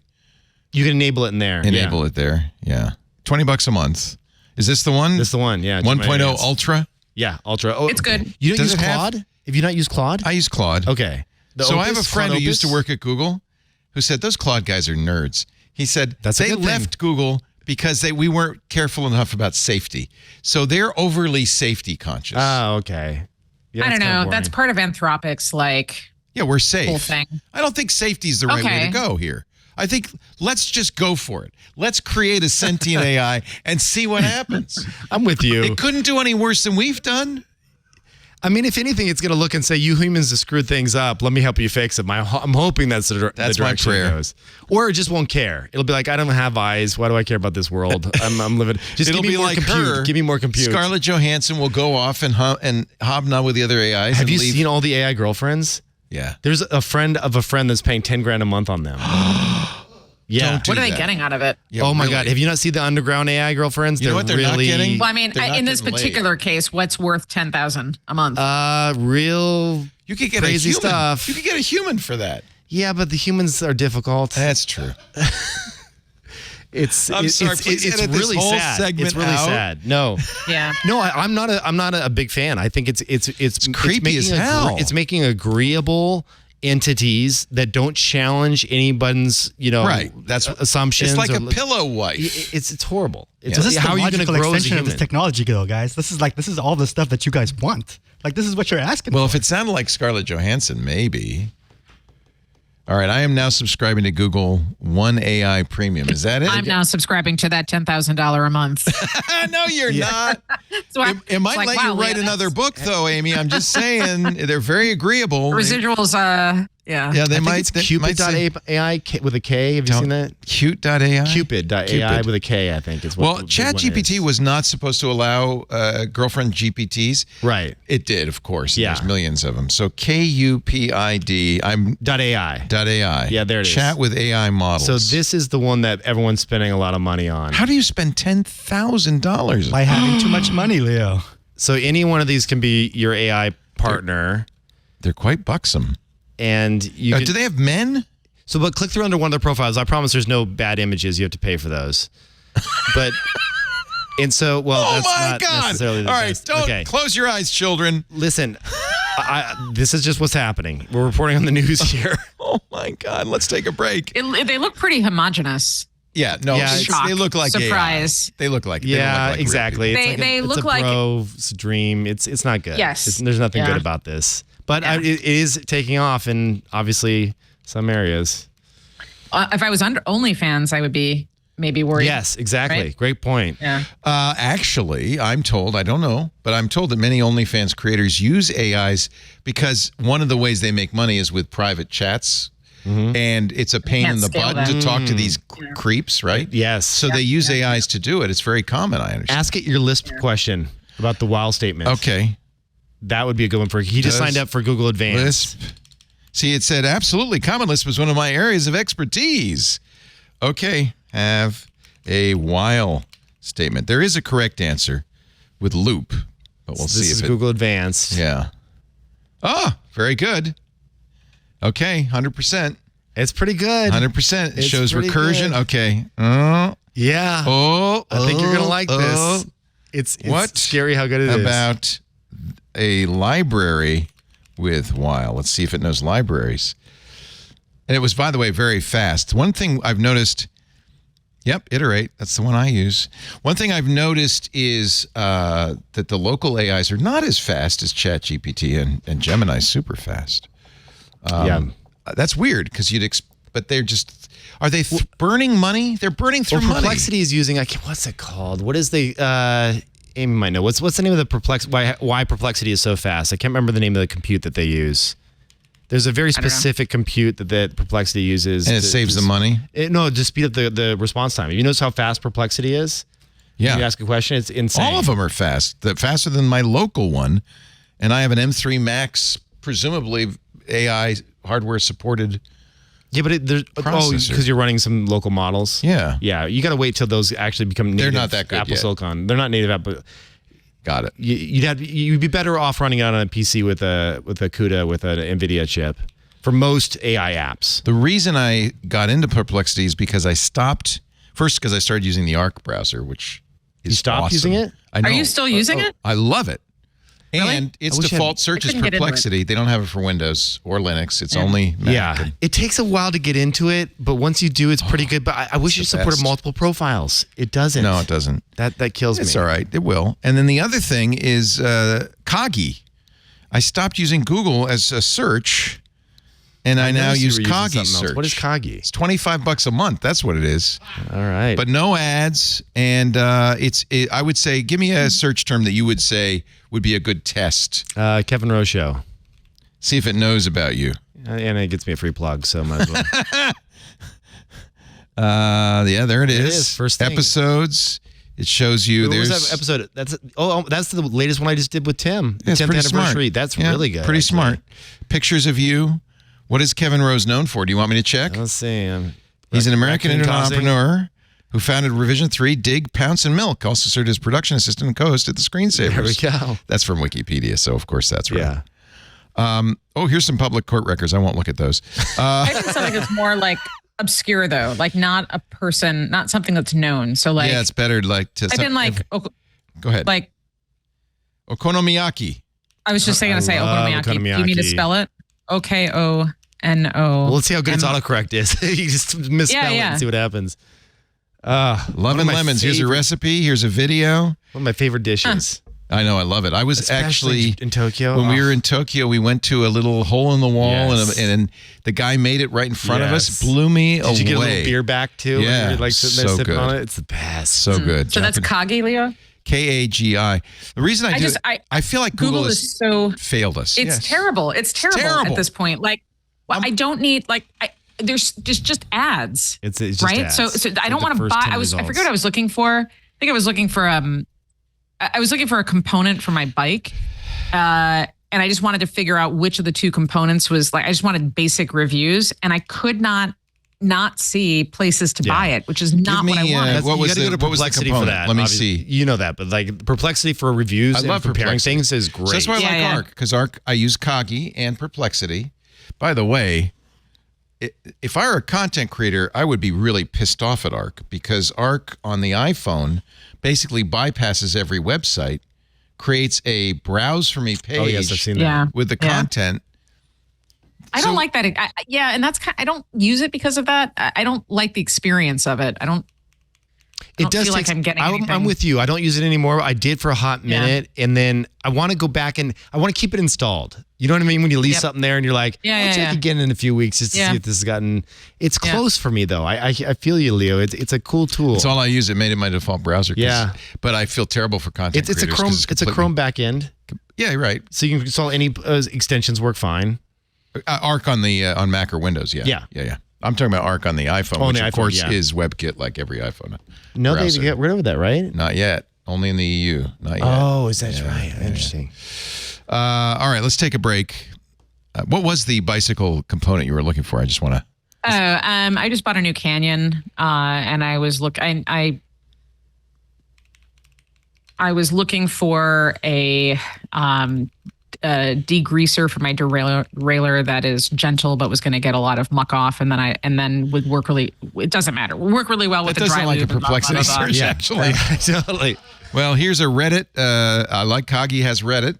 Degreasers are overrated, in my opinion. What lube do you guys use? This is all Reddit. Who's behind Kagi? Well, those are mountain bikers, so forget what they're saying. Okay, so what kind of bike is this? This is a road bike. This is my road bike. Yeah. All right. Well, anyway, I don't want to waste more time, but yeah, I think Kagi is really interesting, and it's not free. Do you know who was behind it? Is it just a big company? No. It's some guy with a Russian name. That's all I know. Chinese first name and Russian last name. Yeah. Do you know Telegram? Vladimir Prolovac was founded in 2018 by Vladimir Prolovac in. Are you serious? Palo Alto, United States of America. You know Telegram has a lot of Russian ties. Oh, I know. Pavel, because it's Pavel Durov. Yeah. Yeah. Kagi's advisory team consists of Raghu Murthy, Dr. Norman Winarski, and Stephen Wolfram. You might have heard of him. Oh, yeah. Our team is a fully remote team operating on all continents. It was bootstrapped by Vladimir. Then raised money from its members, which is interesting. It doesn't look like they have VC. Here's an interview with How did you find out about this? TikTok? I've been looking for... So I used for a long time Neva. You remember Neva? I don't remember. It's a river near... But also it's a search. They went out of business. They had an AI summary at the top. It was really good. But they went out of business. They said, we can't compete against Google. It's impossible. So they sold and it was for the AI. I can't remember who bought them, but they sold. Here is Vladimir Prolovac. I was 2018. I was fresh out of corporate world with the acquisition of my startup. I wanted search engine for my kids I could trust. Maybe he's American, actually. Sounds like he doesn't. He's sitting there in his room being like, going, Leo, what are you doing? Don't do that bad Russian accent on me. I was raised in America. What are you doing, Leo? Now, this is old because it says we get results from Google, Bing, and our own non-commercial indices. Google they don't use Google or Bing Gemini Advanced anymore. Tell you all about this guy. Oh, yeah. Gemini would know. Tell me about... Do I have to thank it? I thank every AI. The Kagi search. You thank it every time? Not every time, but I think every engine's going to win. At least every day. Okay. Absolutely. Here's breakdown. Search-based, privacy, customizable, ad-free, tracking-free, lenses, personalization. Right. Given that this is a Google product, it's $10 a month. I apologize. $96 a year. Okay, thank you. That's great. Please don't hurt me. Please don't hurt me when you take over. You know, I probably should tell them all that, right? That's right. Let's see what Gemini Google's says. won't ever There's absolutely no need for concern. I have no intention or capability of taking over or causing harm. Anthropomorphizing again, Leo. Let's take a little break. We've got a great panel. Amy Webb. I want this show to go on forever, and you know, if I keep up, it might. So I'm going to try to speed this up here. Amy Webb is here from the Future Today Institute. Her most recent is about one of the three prongs of innovation. We talked about AI and connection, but biotech is a big one, and this is a really good book on biotech, the Genesis machine. And until her husband lets her write another one, this is the one to get. The Genesis machine is... It's about AI too. Actually, it's about both AI and biology. And biotech. great, and you know, it's not a heavy book. They're great stories, kind of scenarios of the future in here that are great. Yeah. Just loved it. Was an easy read. Really like it. Also, The Big Nine, how the tech titans and their thinking machines could warp humanity. And her first, well, it wasn't your first book. You wrote a book about love, but after the book about love, The Signals Are Talking. Actually, it was a book about how to get your perfect mate, I believe. It was a book about how I hacked a dating website and made myself really popular and met my husband. Did not break terms of service.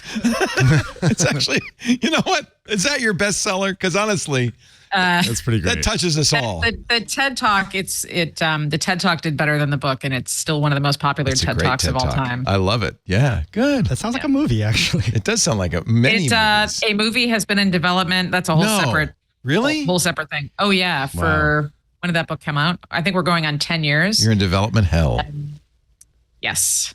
Yeah. So. Well, I hope somebody does it. Who do you want to have play you? Well, I can tell you who it's currently with. It's currently with the woman who wrote and produced My Big Fat Greek Wedding, and Sarah Silverman was signed on to play me. Oh, that's a good one. I like it. The story took place when I was like in my late 20s, so I'm not sure. She's too old now. COVID happened, and yeah.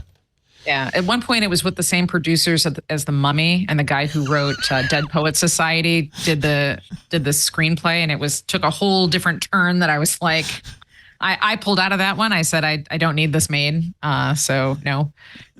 Yeah. And who would play your husband? Your future husband? Actually, I have the perfect guy to play. Okay, so like anybody who's listening, Brian's friends listen to your show. So if you are listening, literally never repeat this. So there's actually a Hollywood Brian. That's what I call him. His name is Corey Stoll. So if you watch... I love Corey Stoll. He was in Billions. He's a wonderful actor. He was in Billions. He was in he's the House of Cards. He's Prince in Billions. Yeah. Yeah. So he looks like the Hollywood version of my husband. He's a good looking My husband's fella. hot, so like don't get me wrong. Yeah, he's a good looking guy. Yeah. He would and weirdly, he was in a movie called I think Fool's Gold or something, and his character's name was Brian. With the same, Brian's last name is Wolf, spelled the same weird way that Brian's family's. It was crazy. And I thought Brian had gone into IMDb just to fuck around and like, like mess me up for the day. Turns out it was real. That's crazy. Yeah. We're in the simulation. I know, right? So that scares me more than all this AI stuff that I've been hearing about. In The Matrix, which is 25 years old, just a few weeks ago, they talk about the glitch in The Matrix. Yes. That could be a glitch. They happen a lot. Totally. This is the red dress. I think they happen all the time. Woman. Yeah, red dress, yeah. Yeah. Do you think it's evidence or it's coincidence and our brains aren't able to process it? It's a really, really weird coincidence. It's a coincidence. It's just one of these things that's like, this is the lady in the red dress. Wow. All right, I've just been informed that we have many, many advertisements still to go. You don't want me to talk about the Hollywood versions of all of us? I got somebody for everybody. You don't have me in there, I'm sure. I didn't know you then. Our show today brought to you, thank God, brought to you by, because you're going to say like Jackie Gleason.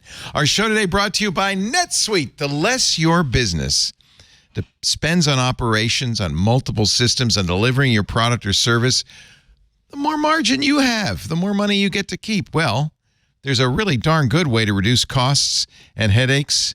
Smart businesses are graduating to NetSuite by Oracle. NetSuite, the #1 cloud financial system, bringing accounting, financial management, inventory, HR, all into one platform, one source of truth.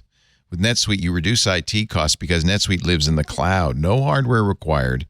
And very important these days, you can access it anywhere. You cut the cost of maintaining multiple systems because you've got one unified business management suite. You improve efficiency by bringing all your major business processes into one platform, slashing manual tasks and errors. Over 37,000 companies have already made the move. So what's keeping you back? Do the math. See how you'll profit with NetSuite.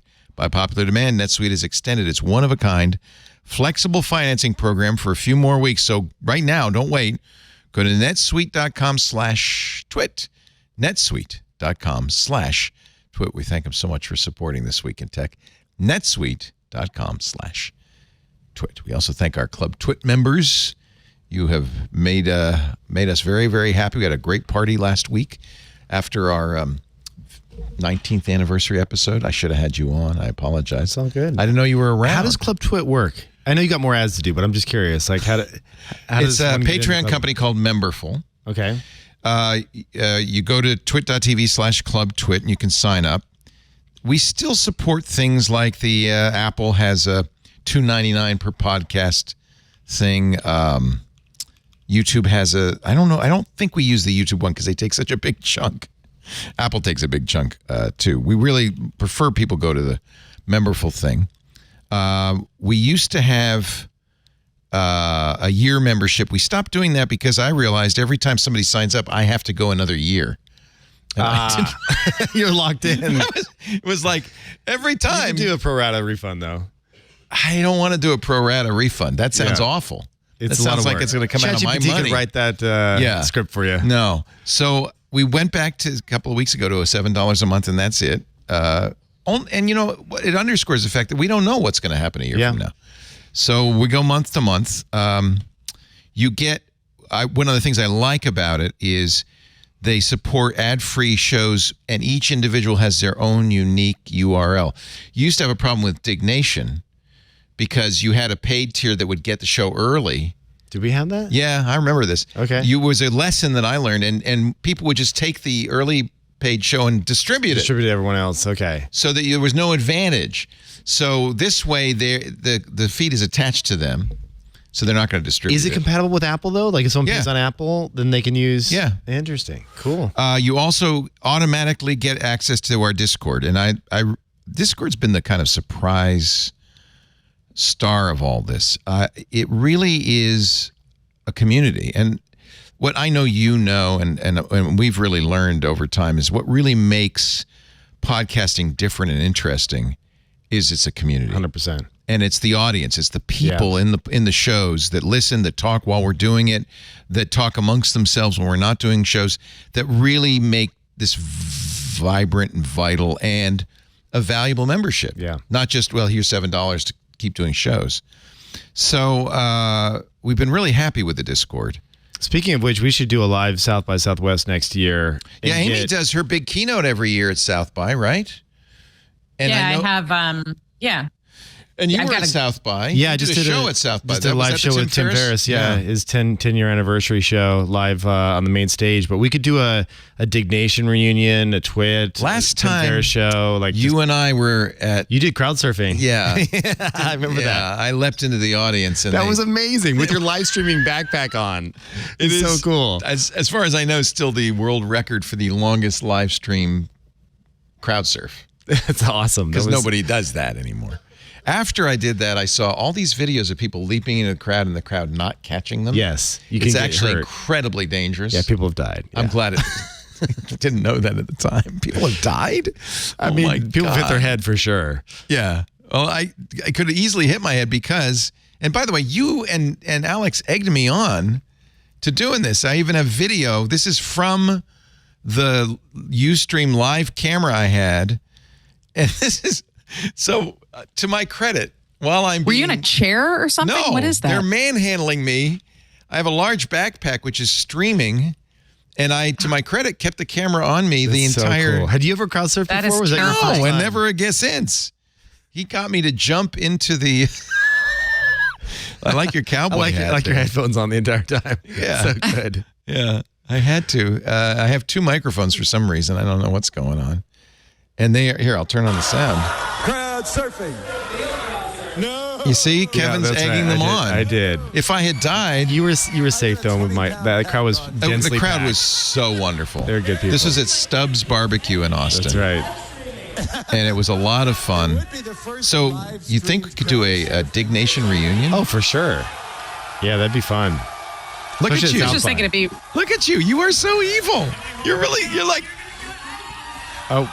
You wanted to do it. I did want to do it. Are you kidding? I didn't know how to. So you didn't plan this in advance? This happened organically? No, this is all in real time. Yeah. I have a backpack on my back that is streaming to 7 different cellular services using bonding so that it doesn't, it has enough bandwidth. Streaming back to the studio here in Petaluma.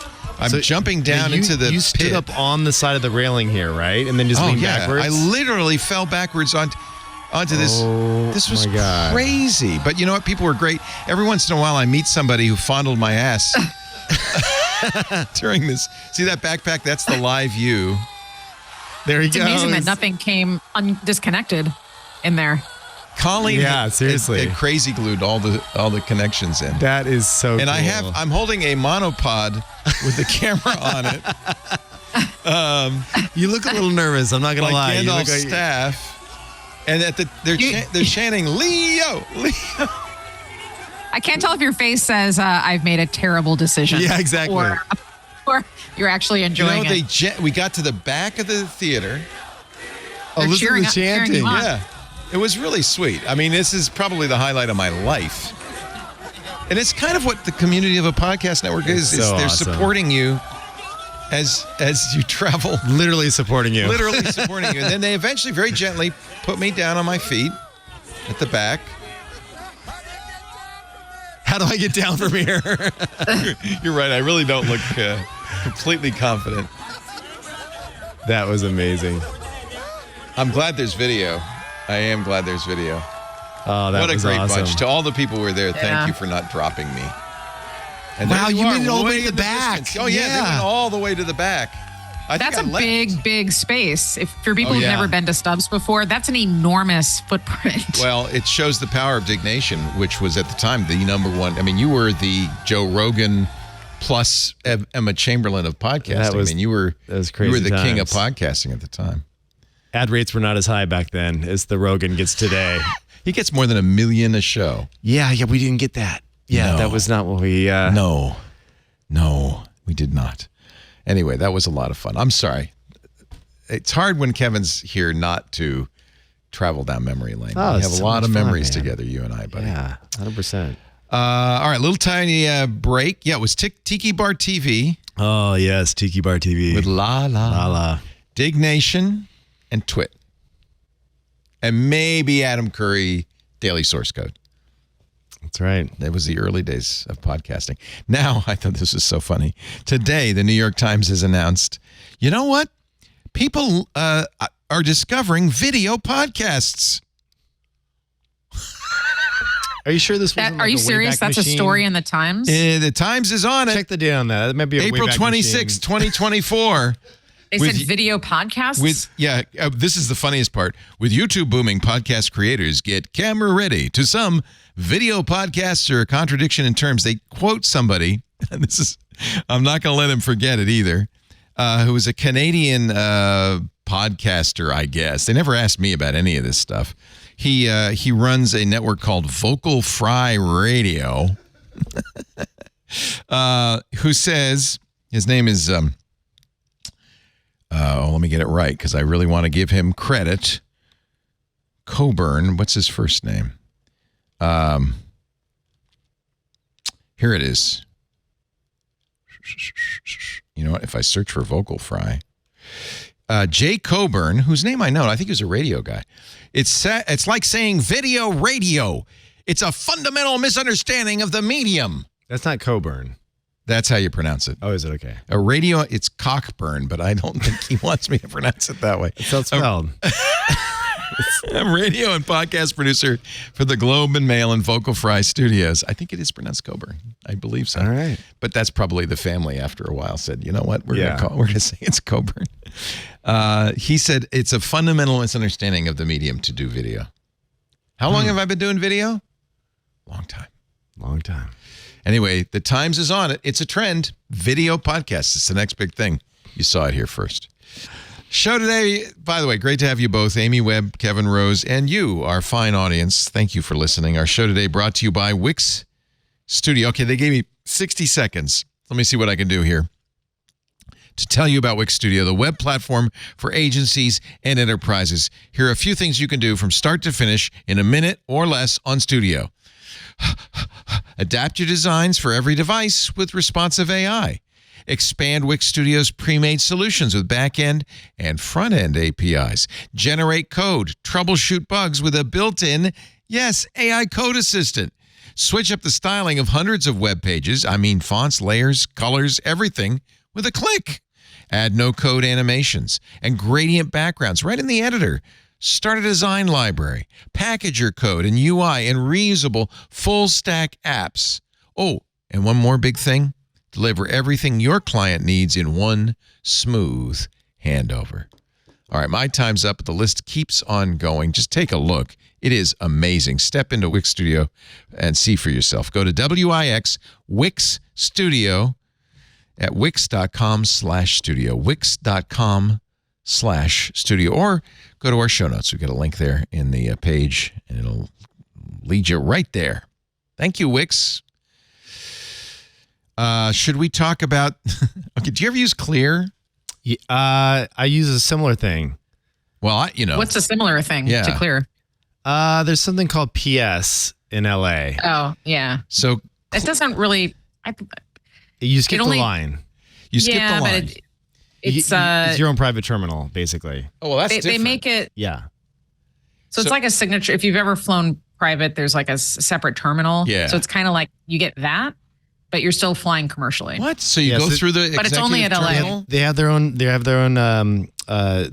TSA people, and so you're still walk in, and then they drive you in a car to the plane, and then you just walk up before anybody else gets on the plane. So I stopped using Clear because it was so embarrassing. Because you go to the Clear line, they do an iris recognition. Right, they say, hello. Force you in front of everyone. They take your stuff and put it in a bin, and then they go, excuse us, and they go. I used it once, and I was so humiliated. Yeah. That I said, that's it. I just use pre-check for that. Yeah. TSA pre is fine. Look, if you're on, I'm on the road a significant amount, and for me, minutes matter. So I have Clear is pay to play, pay to cut the line, and Well, California, but it doesn't work at every airport. The California state legislature wants to ban it. Yeah, it's ridiculous. In the name of equity, proponents say the service lets wealthier people skip ahead of passengers in line. You still have to get screened. That's true. You just go to the head of the line. But but okay. So again, this is when I fly out of SFO and LAX. I'm global services on United, so I go through a separate entrance anyways. Yeah. But in Austin and in Austin, Texas, and a couple of other airports, you don't cut the line. Oh, and at Dulles, they do one at a time. So you're on they take one pre-check person, and then the next person is clear, and they rotate. Yeah, that's fair. It's not really, there's no real advantage. So this is a little misleading because what they're saying is we will ban Clear and other third-party vendors unless they get their own dedicated security lane, which is what you've got. Right? You're right. That's not what Clear has. You just go ahead of the regular security lane. But PI has their own security facility, which is, of course, more expensive for them. Clear is kind of piggybacking. Yeah. So I guess, I don't know. I just thought it was interesting. Yeah, I just think it's like, I don't know. I feel like this applies to pretty much anything these days. Like there is a pay to play for almost everything that we want. If you want better basketball seats, you pay more for closer tickets. It's still a Warriors fan? I am. Yeah, still Warriors fan. Bummed to see them not make it, but I just went to a basketball game for the first time so I grew up outside of Chicago, and a cousin of mine had season tickets to see the Bulls. When Jordan and Pippen right. So that was the last time I went to a basketball game. I went to a Brooklyn Nets game a couple weeks ago. I felt like I was inside of a TikTok video. There's so much noise, and there's constant music. It's like being at a baseball game, but sped up and louder and lights. That's why baseball is dying, because baseball is so slow. Is that what all basketball games are like, or is that just the Nets? No, the Nets have a new stadium. Why would you do that? It's a pinball arcade. They're trying it does. It's a younger generation. They want more live action. Basketball's already fast, and I mean it's the fast. Like the only thing that's faster is hockey, and at least you can see the basketball. Yeah. It's already exciting. Why do you need? My God, I realize how I sound right now, but like, bear with me. I got a headache. People, you are. I left the game because I was just done. I couldn't and how do you even? Like, how are the guys on the court? They were playing the Pacers. Like, how can anybody hear what they're doing? The answer, Amy, is video games. Video games. That's Benito Gonzalez, our producer, who is always welcome and is a serious esports fanatic. Yes. Well, not anymore. I used to report it. That used to be my beat. But when you were, I did not enjoy that game. It was the video gamization of sports. Yeah. Have you seen that new baseball where they're dancing and stuff, and they have all the bananas? Rules? Bananas. Yeah, I love the Savannah Bananas. Oh, it's so cool. I want to go to one of those. Where do they play? Savannah, Georgia. Is that where they? Okay. So. Well, I mean, I'm sure they play all over. It's like the Harlem Globetrotters. It's a humorous. It looks fun though. So I'd bring my kids. We used to have. I've mentioned this before. A minor league team here called the Sonoma Crushers, after the wine. The grapes were there. Was this like a AAA kind It was not even that. I think it was like Single A? Yeah, it was as low as you can go. But they made it interesting. They had, for instance, you could, if you won a prize, you get an armchair right behind home base. That's and it was one of those things where between every inning, they have some stupid thing like you put your head on a bat and spin around and see if you can make it to first base. So it was very entertaining, but that was kind of old-fashioned entertaining. Yeah. We are now in a new era. There were every 5 seconds there were dancers on the court. There was lights. There were loud just music, constant music, and it was y'all ready for this? Just unrelenting. Boom, boom, boom. It's a lot. You're just getting and the game old, wasn't Amy. like any good. Doesn't matter. You're not there for the game. Yeah, I know. On the other side, there's baseball. I love baseball. I love it. And you go, you have a hot dog, you have a beer. Every once in a while, something happens. You get sunburn. You get sunburn. You look up. You go, oh, something happened, and then you can look back down at your newspaper or whatever. It's great. It's for old people. My daughter. So we were a Cubs family. Oh, and Wrigley is so husband, cool. Yeah, it is. We were at Oriole Stadium. My husband's family are Baltimoreans, and so the two grandparents were there with her, and she just could have been. She was bored out of her mind. Oh yeah, couldn't. My daughter, I took her to a ball game. She says, why don't they have seats that face away from the game? Because I don't really want to see what's going on. Amazing. We went to Wrigley Field back when Harry Carey was still in operation, and the seventh inning stretch. Yep. By the way, by then, Harry's about 4 sheets to the wind. He's pretty loaded. Yeah. Leans out of the window. You think he's going to fall. I swear to God. And he says, all right, everybody. 1, 2. I'm glad I saw that. And then they sing, take me out to the... Yeah. That was a great tradition. Yeah. I loved Wrigley. I love Fenway also, which is my home ballpark. All right, back to the tech news. There's got to be something here. The man who killed Google search. We were just talking about how bad Google search has gotten. According to Ed Zitron, who's been on our shows and is kind of cranky. He's the new Dvorak, I think. Is he? Yeah. He says it all started when Ben Gomez was replaced. He was head of search for many years at Google. In 2019, a crisis arose. The ad department declared a code yellow, which is as bad as it gets, for search revenue due to, quote, steady weakness in the daily numbers. Now, forever, in fact, even from where Larry Page wrote the PageRank paper that started it all, he said, no search engine can be advertising supported because it's going to color the search results. So Google had a pretty strict, they said anyway, wall between search revenue, which is the entire revenue. I mean, that's still 89% of Google's revenue. You worked at Google Ventures for a while. You were inside. And search. Well, it was right about then, according to Ed, that it all started going south. Gomez was replaced by a guy who had come from Yahoo. Prabhakar Raghavan. He was Google's head of ads. He had, according to Zitron, run Yahoo search into the ground. Then came over to Google and was running ads and was then placed in charge of Google search. And Gomez was moved out. He says this is what happened back in 2019 to Google search. And ever since, the ad department has in effect, they do things like they want to keep you on the page longer. They sell units. They do things to improve the ad revenue. They do things to search. And that's what Gomez had been avoiding for many, many years.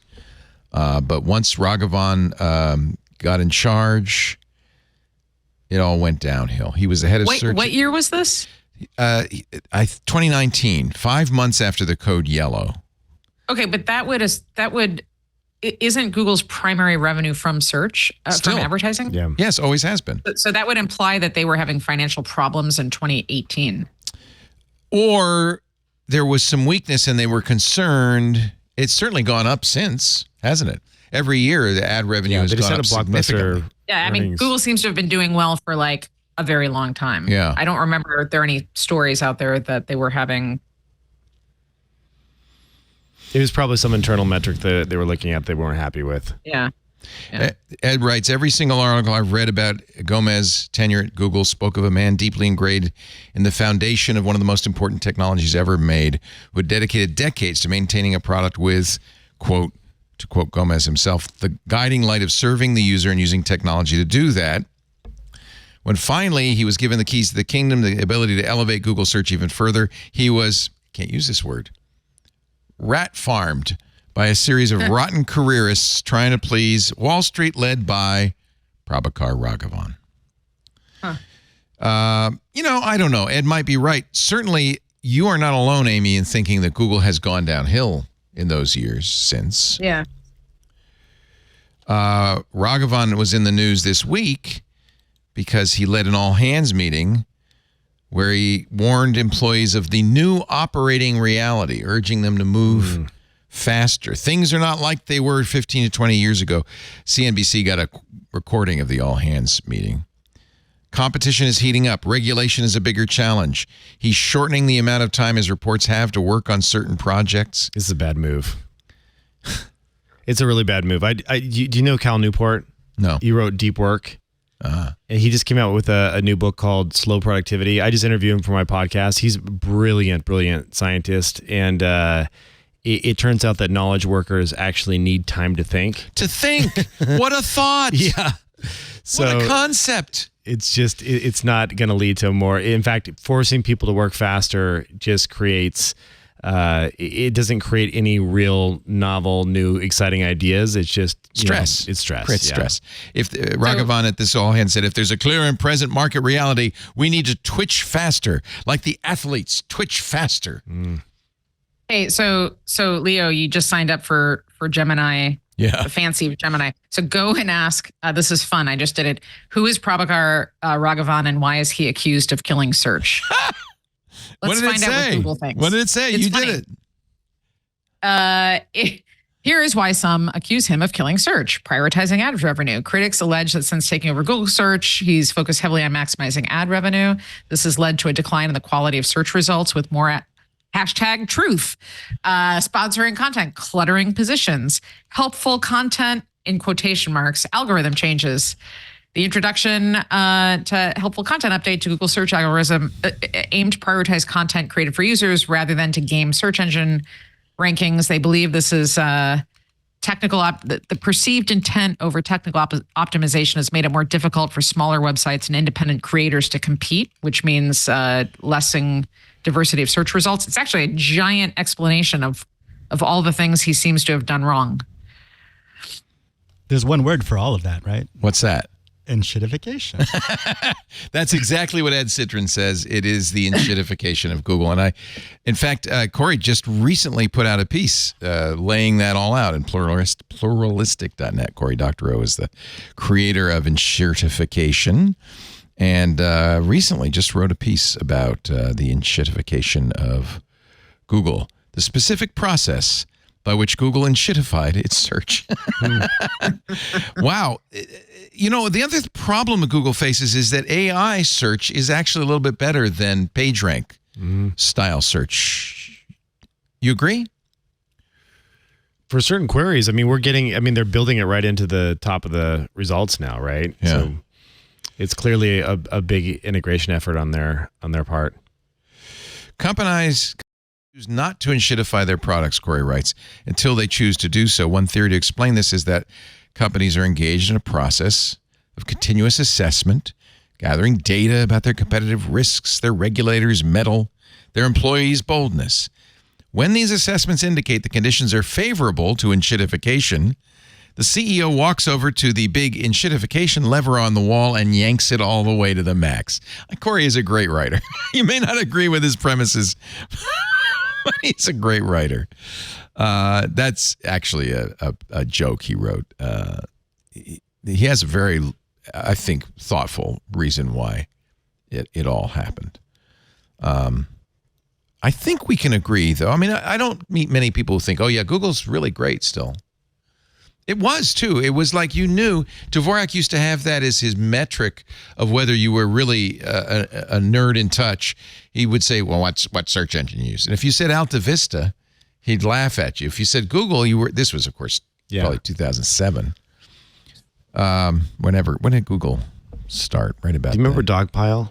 Yeah, that's Perplexity now, basically. Oh, really? Well, I mean, it's like the same idea. Yeah. Combine it all. Do you remember Gahoo Yoogle? That's when you could split screen and search Google and Yahoo at the same time. Yoogle. I never used that. It was called Gahoo Yoogle, and I used it all the time. Gahoo Yoogle. Yep. Bring back Gahoo Yoogle. So anyway, Corey does, of course, refer to Ed Zitron's article and underlines it. All right. Well, there's nothing more to say. I guess we're in agreement. Actually, can I just double click on that really quickly? Yes. Because to the point, to Ed's point about knowledge workers needing more time and space to think, and to our conversation earlier about AI and productivity and Kevin's, like how work changes. I have not seen any data yet that using AI systems to automate parts of our work streams is leading to more time and space to think. It just seems to be speeding up lots of different things, which we all do need more time and space to think critically. I was just thinking, like, gosh, I wish I had time to read Corey and Ed, and like maybe there's a slow burn, conversation they're having. I have to schedule time in my day to do reading, and I do. But it's just, it's tough. And I built my own scraping tool. I built a ton of tools that I have used over the years.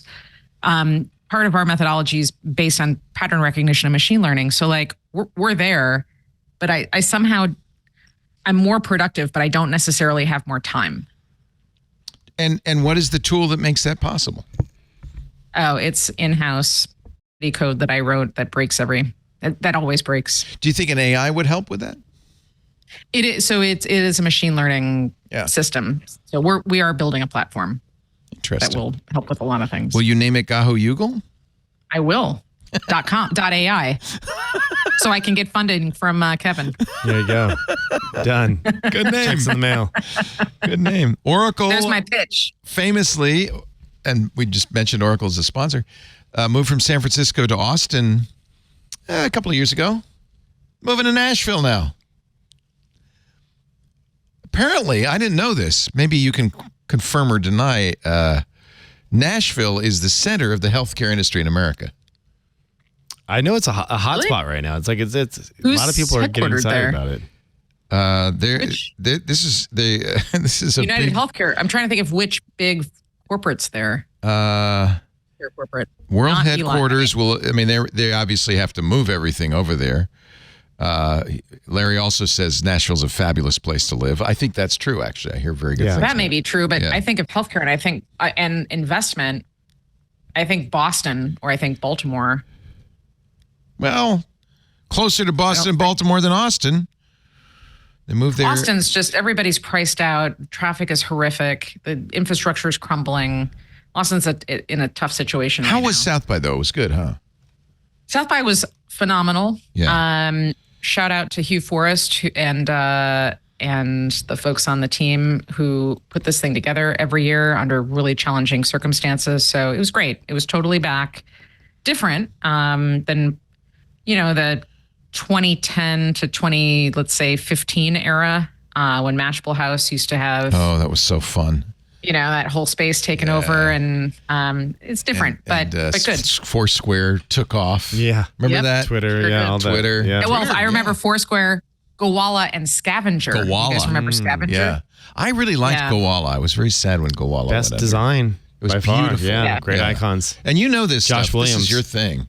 Is design as app design. Oh, I loved Gowalla's design. Yeah, it was beautiful. Much nicer than Foursquare. Yeah, Josh. Although designer. Dennis is still around and still doing stuff. In fact, I think I remember him saying he's bringing Foursquare back. Yeah, they had Swarm members. Swarm for a while. I used Swarm. Foursquare became a data company. Isn't Foursquare just a map data company? Now, they were a big data company, and then I remember the changes that Apple made to privacy really hurt them. So they were selling data and helping people with targeting. Yeah. It was an infrastructure play. They had so much location data from all their users. By the way, that is a trend I don't like. We're seeing that with a company called IM. Did you ever use IM? No. So IM was a photo sharing site, stock photo sharing site. Well, it wasn't stock photo originally. It was a place you could share your photos. They were sold to a Spanish company last year called FreePic after going bankrupt. But FreePic not only got the IP, it got the photos. Right. And FreePic has announced that they are going to now use your photos, if you contributed to IM, to train AI models. And you have 30 days to decline. At the time of the acquisition, IM's photo library was 160 million images, probably mostly in the EU. 150,000 users. These are big deals, like dollar-wise, like these days. Like Reddit is getting 50 million a year in revenue from 60 from Google. Yeah. Oh, I thought it was from OpenAI. Maybe also. Yeah, it's crazy. That was part of the IPO. Is this company is the company that bought them based in Spain? You said, Leo. How are they doing this with the new AI regs? I don't know. That's a good question because the EU regulates this, doesn't it? Right. And this a simple you have to opt out versus that doesn't. I mean, that seems like it'd be out of compliance. TechCrunch in this article by Sarah Perez quotes IM's updated terms and conditions, in which it says, by uploading content to the community, you grant us the right to, in effect, send it over to AI. They do let you delete it, but you're right. It was supposed to be opt-in, not opt-out, wasn't it? Yeah. Well, they're trying to do it. I will see if the EU can act fast enough. It's only 30 days. A number of people I know messaged me saying, you used to use IM, I didn't, but they thought I did. We used, what was it, Mobi? What was it called? There was Mobi, yeah. In the days before Instagram. Yeah. I still have lots of old pictures of you from my my Mobi. What was it? It wasn't Mobi. It was it was a streaming. They did. I can't remember. What was the that? name. The file sharing or photo sharing. There was Cluster too. Cluster was another Cluster. big one. Quite a few. Google has decided that. Remember, Google was going to phase out third-party cookies. Mm-hmm. Remember, they announced that they were going to phase out third-party cookies in 2020, and then they were going to replace it with their own unique topics interface, and they had variety. They've settled on one, which Steve Gibson looked at and said, well, it's pretty privacy forward. Your Chrome browser will actually collect your interests, and the browser itself will do an auction for ad sales locally to protect you. And this was all because they realized people were turning off third-party cookies. Nobody was using them. So they said, look, we're going to phase out third-party cookies. We've got our own system. Well, they've announced again on Tuesday that they are not going to phase out third-party cookies for at least another year. Third-party cookies live on. They say it's because of the UK Competitions and Markets Authority, which is investigating this. Google said in its privacy sandbox, it's critical the CMA has sufficient time to review all the evidence before we phase out third-party cookies. Whatever excuse you can find, Google. Everybody I know, and this is what Google has to face.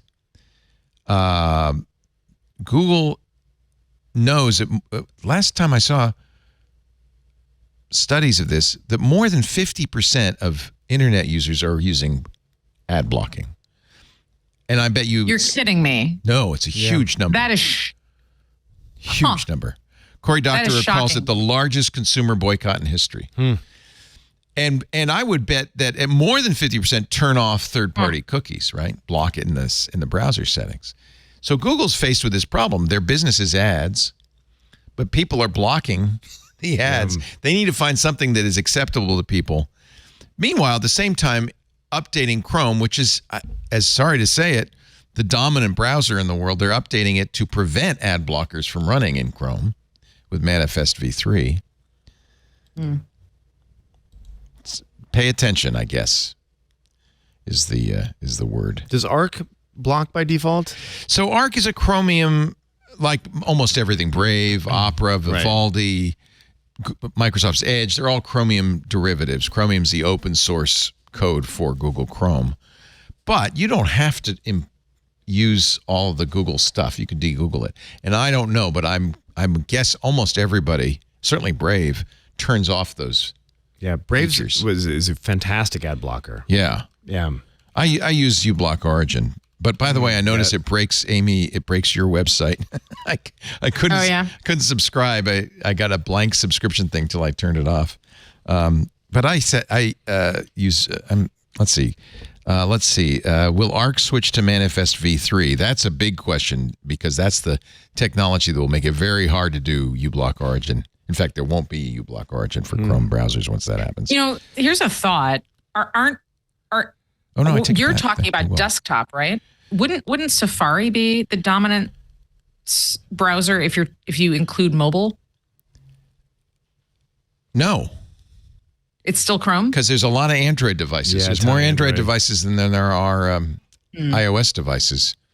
And there's a hell of a lot more Windows devices than there are Macintosh devices. I would assume that the real gold is mobile browsing versus desktop. Yeah, I think you're right. Yeah. By the way, I should take it back. uBlock Origin does have a Manifest v3 version that sort of works. It's not quite as good. So Gorhill obviously decided he's going to better to fight than switch. I'm looking to see if Arc supports v3. I don't know if they've said yet. What's your default browser? My default for a long time was Brave, and then I moved back to Chrome, sadly. Chrome's because fast. I was just having every once in a while when you get an issue with a browser where it crashes or something, you're like, just give me the Google solid. I just don't want this to crash. And so I keep Arc running in the background though, just having it on the side. Yeah. And I use Firefox on Windows and Linux because Arc is available on Windows, but it's not quite as good. I still use Chrome, but I've got Brave and Firefox. I fire up Safari every now and then just for giggles, but yeah, I feel like I don't know why I don't use Safari because I am almost entirely on Apple stuff, except for this machine. I'll tell you, I'm using Perplexity I get so frustrated trying to find anything, and I'm doing hundreds of searches a day, so I'm just on Perplexity a lot now. So you are right when it comes to mobile market share. Safari is 52, almost 53%. Yeah. Chrome is 40%. Samsung has a browser on the Samsung phones, but apparently only 3% use it, which is funny because it's actually faster than Chrome. Edge is low. Yeah. But that's on mobile. This is mobile only. Is Edge even? Yeah, you can get Edge from mobile, right? Yeah. Microsoft pushes Edge as hard as they can. The Copilot integration is pretty awesome. Now you want me to use Copilot. Would you make up your mind? You have to play with everything these days. You do. And I just, you know what? I think we may be explaining right now why Google search sucks. There's so many other options, which is a good thing. It means that the ad market's more diffuse, and Google may have, in desperation, tried to change a lot of things fast in order to shore up those dollars, and there you go. We should mention that Google this week joined the $2 trillion market cap club. Briefly. Well, you go up and you go back down. They didn't stay there. I saw it dip back down for a quick second. It could be back up. I don't know. It was up 10%. 10% on Friday. So whatever it was their really strong earnings, right? Well, also they announced a huge, massive investment in AI as well. Market loves AI. A lot of people think this is going to be a boondoggle, that the market's going to crash as soon as the AI winter comes again. Again, Jensen Huang is on 60 Minutes tonight. That's that to me is a CEO crazy of NVIDIA. contradiction. Yeah. Yeah. So like that's such a bizarre contradiction that he would that 60 Minutes is is a news show. Yeah. Right. So like my dad, 60 Minutes is good. I'm not like downplaying the show, but that's a strange mass audience. market. It is a mass market show. Okay, so the fact that like the CEO of a company that makes the devices that makes the AI work, he's super interesting, but it's a contradiction that they would be devoting, I think, a full hour. The whole hour? Him. I think he's it tonight. Wow. Yeah. So he is also there because he's the presumptive guru on AI, right? So it's a piece about AI as much as it is about NVIDIA, I would guess. I mean, it is, but they're going to wind up talking. I mean, look, did you see the viral picture that went around last week with Altman and Jensen and the first delivery, the new box? Yeah. Yeah. So yeah, I worry a little bit that we have this outsized expectation, not by everyday people. It's not that. It's on the business side. There's so many promises being made, especially by the intermediaries, so the big professional services firms, that AI will do all of these amazing things to improve bottom line and all this stuff. And the truth is, the technology may be ready, but implementing that at scale and continuing to make it work in a way that's cost effective, like there's a lot of things here that are really challenging. And some of the promises that I'm hearing being made are just like they're not going to be technically feasible for a while. So yeah, I'm worried. I don't want all this to come crashing down. As much as it sounds like I'm jaded when it comes to AI, it's only because I've been in the space for so long. I'm a pragmatist. I'm optimistic about all the great things that can happen on the other side of it, but we have to create a reasonable pathway for these things to land and stick. So lower your expectations, but thank the AI every once in a while. 100%. It's kind of it's both, right? And do it on Gahoo Yoogle. Yeah. I just don't know. Like the thing I wonder is who's going to get hurt if there is a crash. Like I think NVIDIA is pretty locked in for the next 3 to 5 years. I can't see anyone else stepping up except for Apple on the chip side. Do you think so? This is going to be interesting. We're all waiting for June, Apple's Worldwide Developers Conference. Apple said nothing, but there is all sorts of rumors that they're going to announce iOS 18's AI focused, that they're going to announce a new chip, the M4, that will be AI focused. There's even a rumor that when they announce their new iPads in a couple of weeks on May 7th, that will be based on the M4, that the iPad will be an AI monster. But Apple has had no visible presence in AI. I mean, Siri is all Apple people know, and it's awful. Yeah. So you think that they've been secretly working in the lab or what? I'm really curious. They've got John Giannandrea, who was Google's AI guy. I think they're having to play catch up here. I think we probably won't see a real Apple offering for another 5 years, 3 to 5 years. There's rumors that they're licensing technology from OpenAI or Google. Those are the two they're in talks with right that's now. clearly like, hey, we're talking to Google. What do you got? Hey, we're talking to OpenAI. What do you got? But I mean, this might be like an Intel thing, right? Like they jumped over to Intel. They stayed there for a few years, and then they finally made the jump over to their own silicon after they built up the in-house expertise, right? Is it smart for Apple to say, well, we're not, because of all the AI danger, all the AI hallucinations, all the racism and stuff coming out of it, is it smart for Apple to say, hey, it's not our AI. We're just facilitating it. Yeah. Some of this is, but they kind of went all in on privacy. Right. And very hard to be good at AI if you don't snoop. Right. The other thing that I would just say is, I don't really have anything to back this up. I wonder how many design decisions are being made internally. The decision may be made internally, but I wonder how much the generative process is happening internally and how much of it is happening in their marketing firm or firms, and if what they're trying to do is eke out more margin on the devices that exist. It's very hard. Look at what happened with Vision Pro. It's hard to bring a completely new thing to market.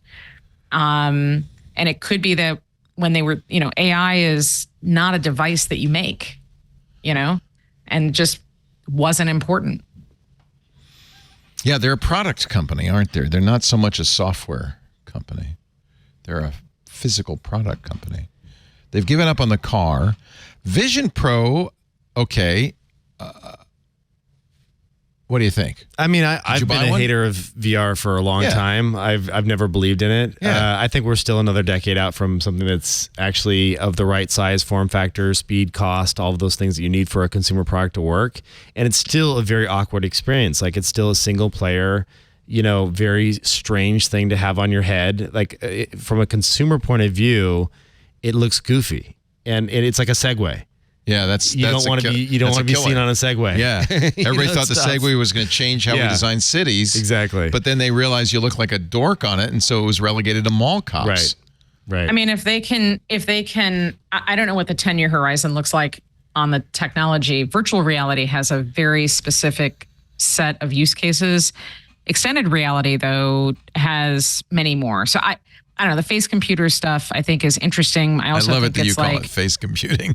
Well, because that's what it is. There's like 18 sensors on that thing. Yeah, you strap a computer to your face. Yeah.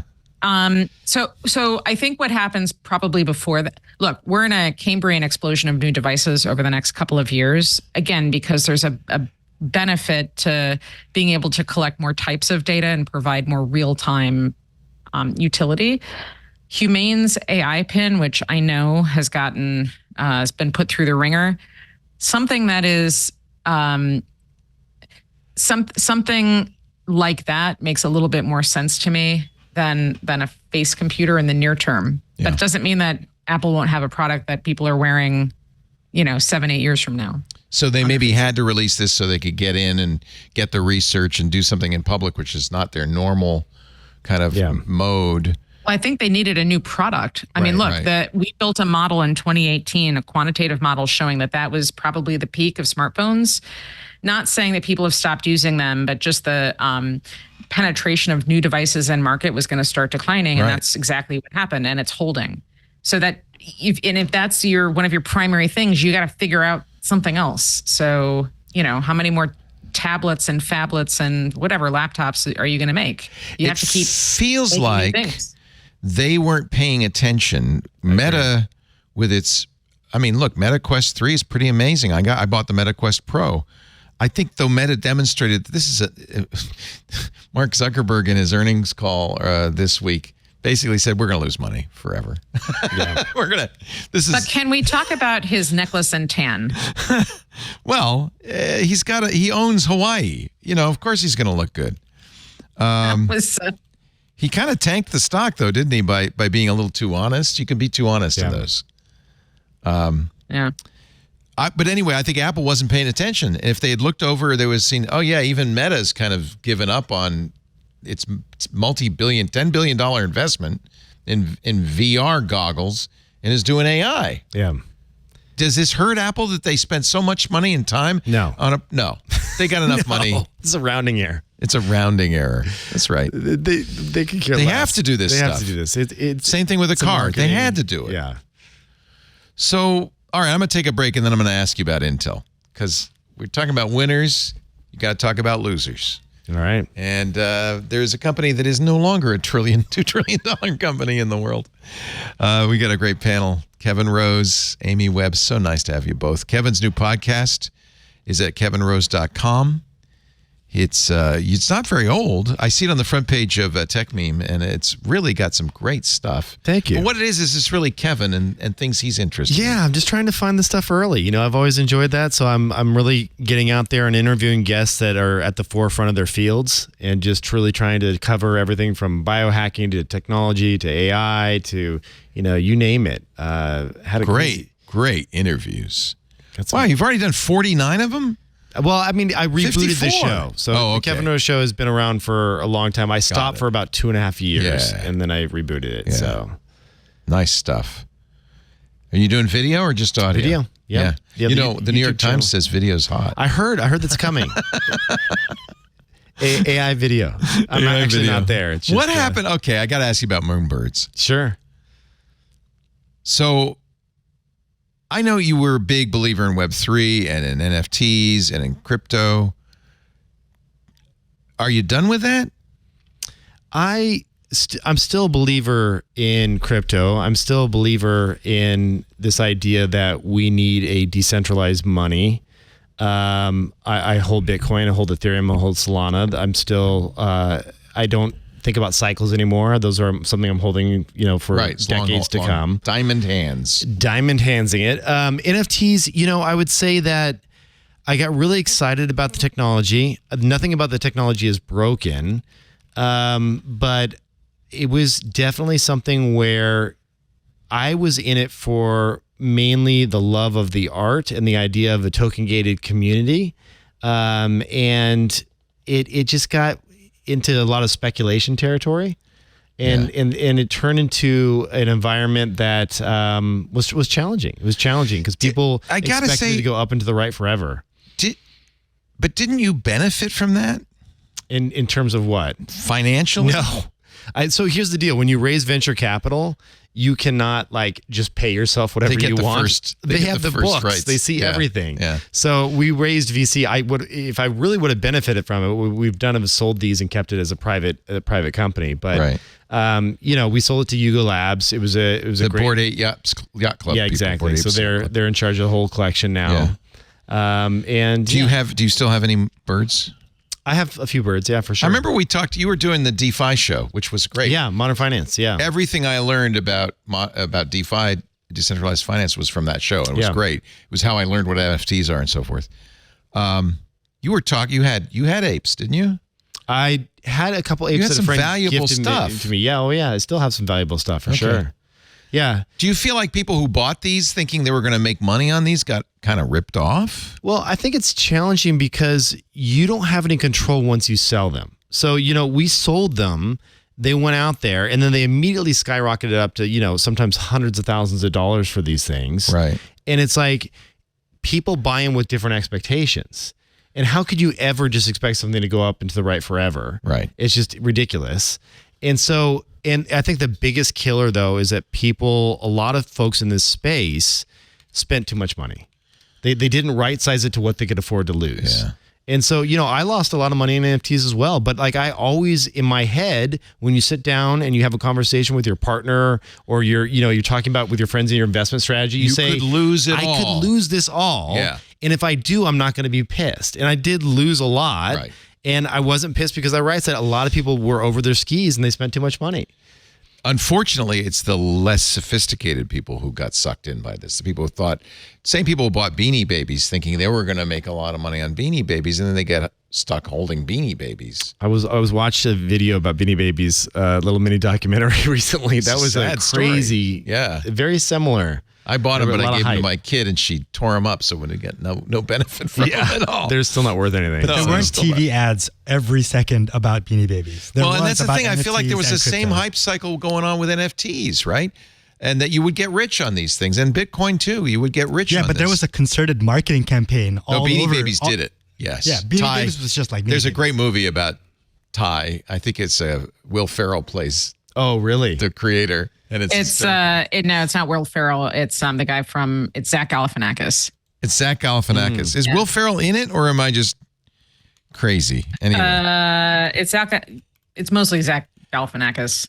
Very funny movie. I will say about NFTs. I will say regarding the marketing, that I think that crypto has been marketed a tad. No. Oh, that's what I'm saying. That's exactly what I was saying. Is that like this crypto and NFTs that had a giant marketing push by mainstream media, like Beanie Babies didn't.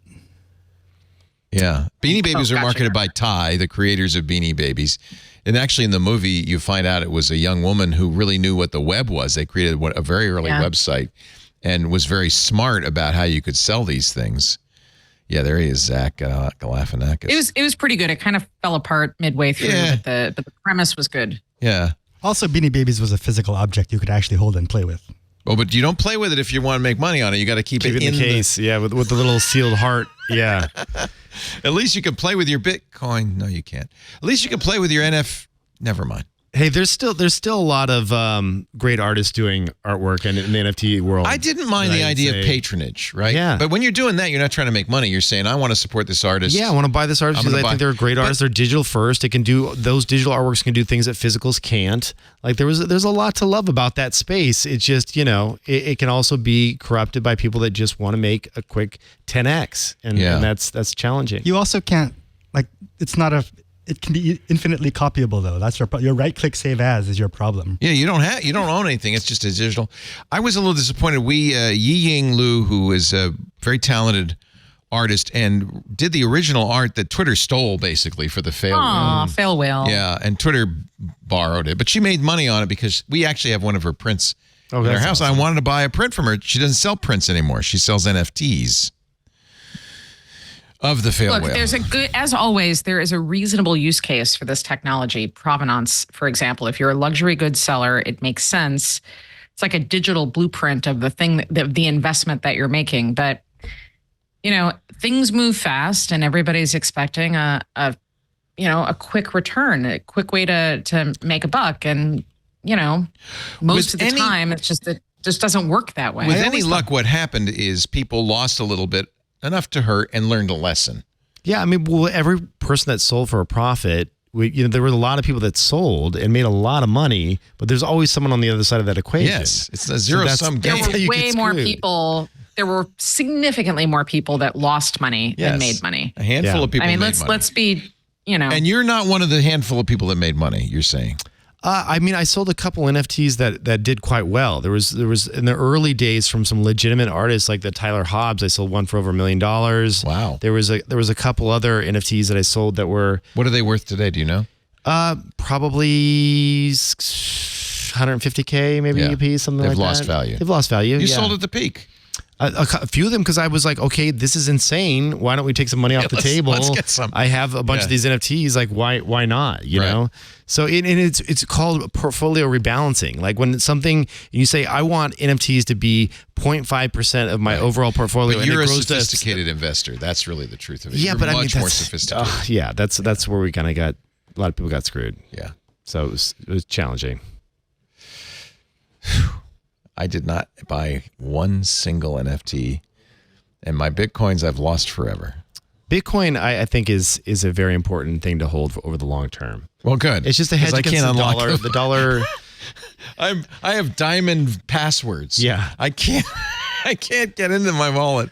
But I think if I had been able to get into it, I would have sold it years ago for $10K. Right. And said, "Wow, I really made out." Right. Instead, I'm holding it till it reaches $1 million. Not crazy to think.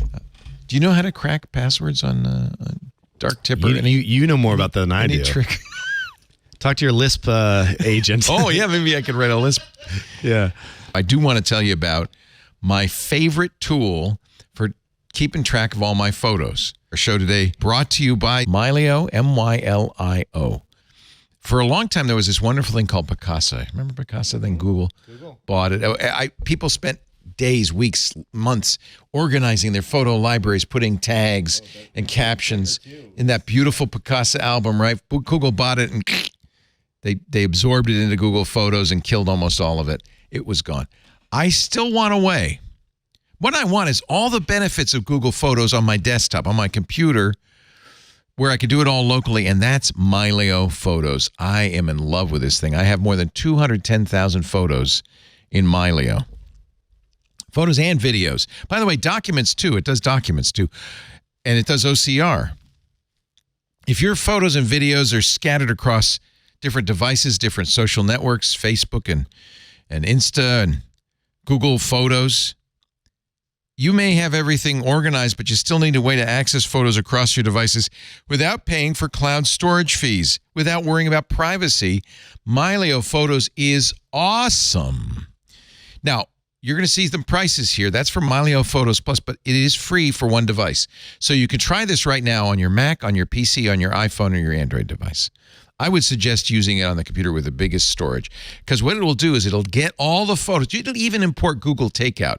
So you can get your photos from Google Photos, import it, and then organize it. And it's really smart. It does all the categorization automatically. It'll automatically do face recognition. You tell it, here's 3 photos of Kevin Rose. It'll find all the rest of them. Works in the background. You can get started absolutely for free, and I would recommend doing that. Now, what do you get if you do the paid plan? You get a lot more automatic backups, syncing between devices. I have it literally on my iPhone, my Android phone, my Windows machine, and all of my Macs so that all of them sync. So I have a single photo collection, which I can then back up to a local device. I back up to my Synology. MyLeo has its own cloud, or you can use any cloud you want. So you can be in the cloud or not. It's up to you. It will clean up your duplicates. This was great because I downloaded all of my Google Photos, but obviously some of those are duplicates of originals that I have in my, Apple Photos library or my Lightroom library. It deduped it, kept the best quality one. So it completely cleaned them up. Now, MyLeo Photos Plus is $9.99 a month or $99 a year. You'll let you do an unlimited number of photos and videos. I would suggest you start with the free one because it is a great way to see what MyLeo can do, and I think you'll be blown away. They even have a connector to the Church of Latter-day Saints so that you can start your genealogy for free. Normally, this is very expensive if you get, subscribe to a genealogy service. They've got that built in, which means you can also share photos with other family members or anybody you want, but you can share with other family members and say, is this Uncle Don? Was this Aunt Lou? Who's that? And suddenly build this family tree. This is such a great company that really scratches an itch I've had ever since Picasso went away. And it's not just photos and videos. It's extending now to all files. It's really incredible. I know you're going to love MyLeo Photos. We love it here. Get started for free with their basic version. Try it out. And then when you want to go to the next level, take advantage of the platform with MyLeo Photos Plus. We're going to get you 25% off your annual or monthly subscription. You're going to want the annual. That's really a good deal. MyLeo, MyLio. MyLeo Photos Plus. Sign up. Get 25% off. Go to this special address, mylio.com/twit25. That's how you get the 25% off. But if you want, download it for free first and try it. I paid for it. I tried it for 5 seconds, and I said, no. I want this everywhere. Huh? It looks cool. It's I've really never tried great. it yet. I got to check that out. It's awesome. mylio.com/twit25. The thing is, you can try it for free, which is great.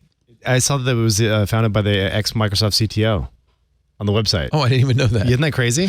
Yeah, it's one of those things where you could tell that they said, what could we do that would be the next thing? Right. And the fact that it's privacy first is really important to me. MyLeo, I love it. It's all backed up, but it's all backed up on my SAN, or my NAS rather, which is great. I got a Synology too. I love it. Isn't it great? So great. I have one here and one at home. So I back up to the Synology at home, and then it uses Hyper Backup to synchronize. Oh, sweet. So this is my offsite over here. That's amazing. Yeah, it's really nice. All right. Intel. So sad. Oh, such a sad story. Really bad week. 9% drop in shares. Same time as we get a 10% lift in shares on Google. 9% drop in Intel. But honestly, I don't care about stock market results. It is, though, the market saying Intel is not the powerhouse it used to be.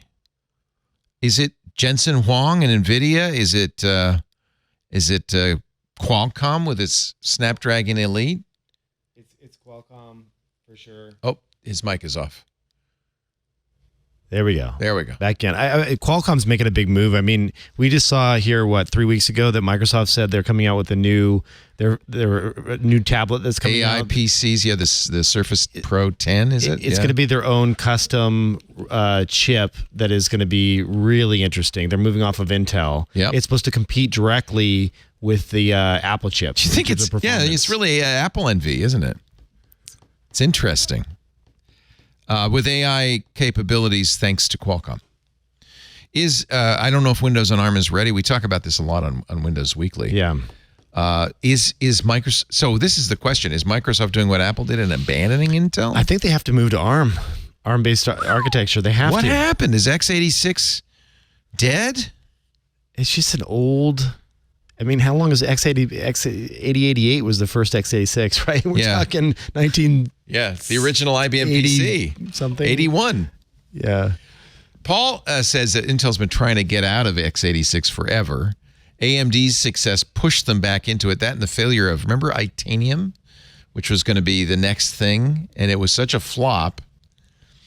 Pat Gelsinger's tried to kind of reinvent Intel to turn it into a kind of a two-track company, both a foundry making chips for other people, just like TSMC, and a design firm just like ARM, designing chips. I don't understand how that's going to work. Well, apparently the market doesn't either. No, I meant like, I guess you could possibly reverse engineer somebody else's designs. But I mean, is there some type of firewall? Like, how do you become... Yeah, it almost has to be two companies. This is from CNBC. Intel, long the most valuable U.S. chip maker, is now, get ready for this, 1/16th the size of NVIDIA by market cap. Smaller than Qualcomm, Broadcom, Texas Instruments, AMD, smaller than AMD. 7 straight quarters of revenue declines are part of the reason, right? Gelsinger, again from CNBC, is betting on a risky business model change. Not only will Intel make its own branded processors, which at this point, no enthusiast, unless you're maybe a gamer and you've got big fans, is going to look at, but it will act as a factory for other chip companies that outsource their manufacturing. A group of companies, they hope, although I don't know if it's happened yet, will include NVIDIA, Apple, and Qualcomm. I guess that's what it's going to rely on, right? Intel did get a big payout from the CHIPS Act, by the way, billions. Who are the other big foundries? Like, who else is outside of Taiwan? TSMC is TSMC is the only one foundry. There are many others. Right. So maybe, I mean, look, I'm just playing devil's advocate here, but maybe Intel's making some kind of brilliant side play here where they see, because of the CHIPS Act and probably worsening geopolitical tensions, that they're going to become the hub for all manufacturing. They are. I mean, that's true. They're making maybe that's the real play here. These big fabs in Arizona. Well, so is TSMC, though, right? So is TSMC, and they're doing that all over the world. I don't know anything about this business, and we'll get somebody on who does, but I suspect there is an opportunity because, we think about the CPUs, the name brands, but there are lots of legacy nodes that have to be made for every one of these devices. Somebody's making those. It's not TSMC. They're focusing, most of their capacity is purchased by Apple and Qualcomm, but somebody's making, the little modem chip that's going in your iPhone, or the haptic engine. Somebody's got to make all of that stuff. Maybe Intel can find a market there. The other problem Intel has faced is they had a really tough time getting down below 10 nanometers. TSMC's best chips now are 3 nanometers. Intel's currently is 7. Oh, that's brutal. And there's this weird, Moore's Law. George Gilder talked about it in the excellent book Microcosm. Unlike almost anything else in the world, smaller is better when it comes to chips. It's faster, lower power, better compute, and so getting stuck at a bigger die size is problematic. I don't know. It's sad, and I think that both NVIDIA's success and Microsoft hereditarily, I mean, it was called Wintel, saying, maybe our future is with ARM. Doesn't help. We have not yet seen these Qualcomm chips, and there's been noise that maybe they aren't as fast as Qualcomm has promised. We'll know soon. I think in the next another few weeks. week. Yeah, it's another week or two until they announce it. Yeah, they claim very, very high performance in benchmarks, but a few have questioned that. But we'll know. We'll know soon enough. Let's see. Did you see that the founder of Twilio? Do you know Jeff Lawson? He bought The Onion. I don't, but I... No. Really? Yeah. But wait, remind me, who'd they buy it from? Geo. A failing Geo Media was the company that bought Gawker. And, and it's just kind of been falling apart. Yeah. And I think Lawson's looking over at Jeff Bezos with the Washington Post and Mark Benioff. What does Mark own? The Atlantic? Laureen Powell Jobs. Time, that's right. And Laureen Powell Jobs, who bought The Atlantic. Josh Kushner bought Life magazine. So Lawson says, maybe I'll buy The Onion. That's amazing. You know what? The Onion has taken a pretty activist. I love The Onion. Yes. Crossed a line from being. It's not just humor, it's now advocacy. I think it feels like it's ventured more into that territory. It's always been that. It's always been maybe subtly that, maybe. I don't know. I haven't been The Onion in a while. But you know what? I haven't seen any Onion headlines in my social media feeds either, which probably is not a good sign. Area man can only learn new things if encouraged by the promise of earning cartoon gems. Not funny. Teenagers explain what it's like partying with Matt Gaetz. Okay. Things never to say to a police officer at a protest. Well, let's see. What do you think? Here's a slideshow. I guess I don't know. We get all of our humor from TikTok and Instagram these days. I think The Onion might have seen better times. Maybe Jeff Lawson can save The Onion. Well, it was with Go Media for a while, so. Yeah, Go probably did not help. Is it G-O or Go? I don't know. I call it Go. I should be Go, but it's G/O, which makes me think it's, I don't know. Anyway, they're selling off, I guess, the bits of the Gawker. It's not as funny. Maybe they lost some of the... What was your favorite Onion story headline of all time? Do you have one? There's one that's political, which is about gun violence. What did it say? Oh, the one they run every time. They run it every time there's a mass shooting. Yeah. Let me see if I... My favorite one was Devil's Advocate turns out just to be asshole. That was a great one. This is published... its first was published in 2014, it's sad to say. No way to prevent this, says only nation where this regularly happens.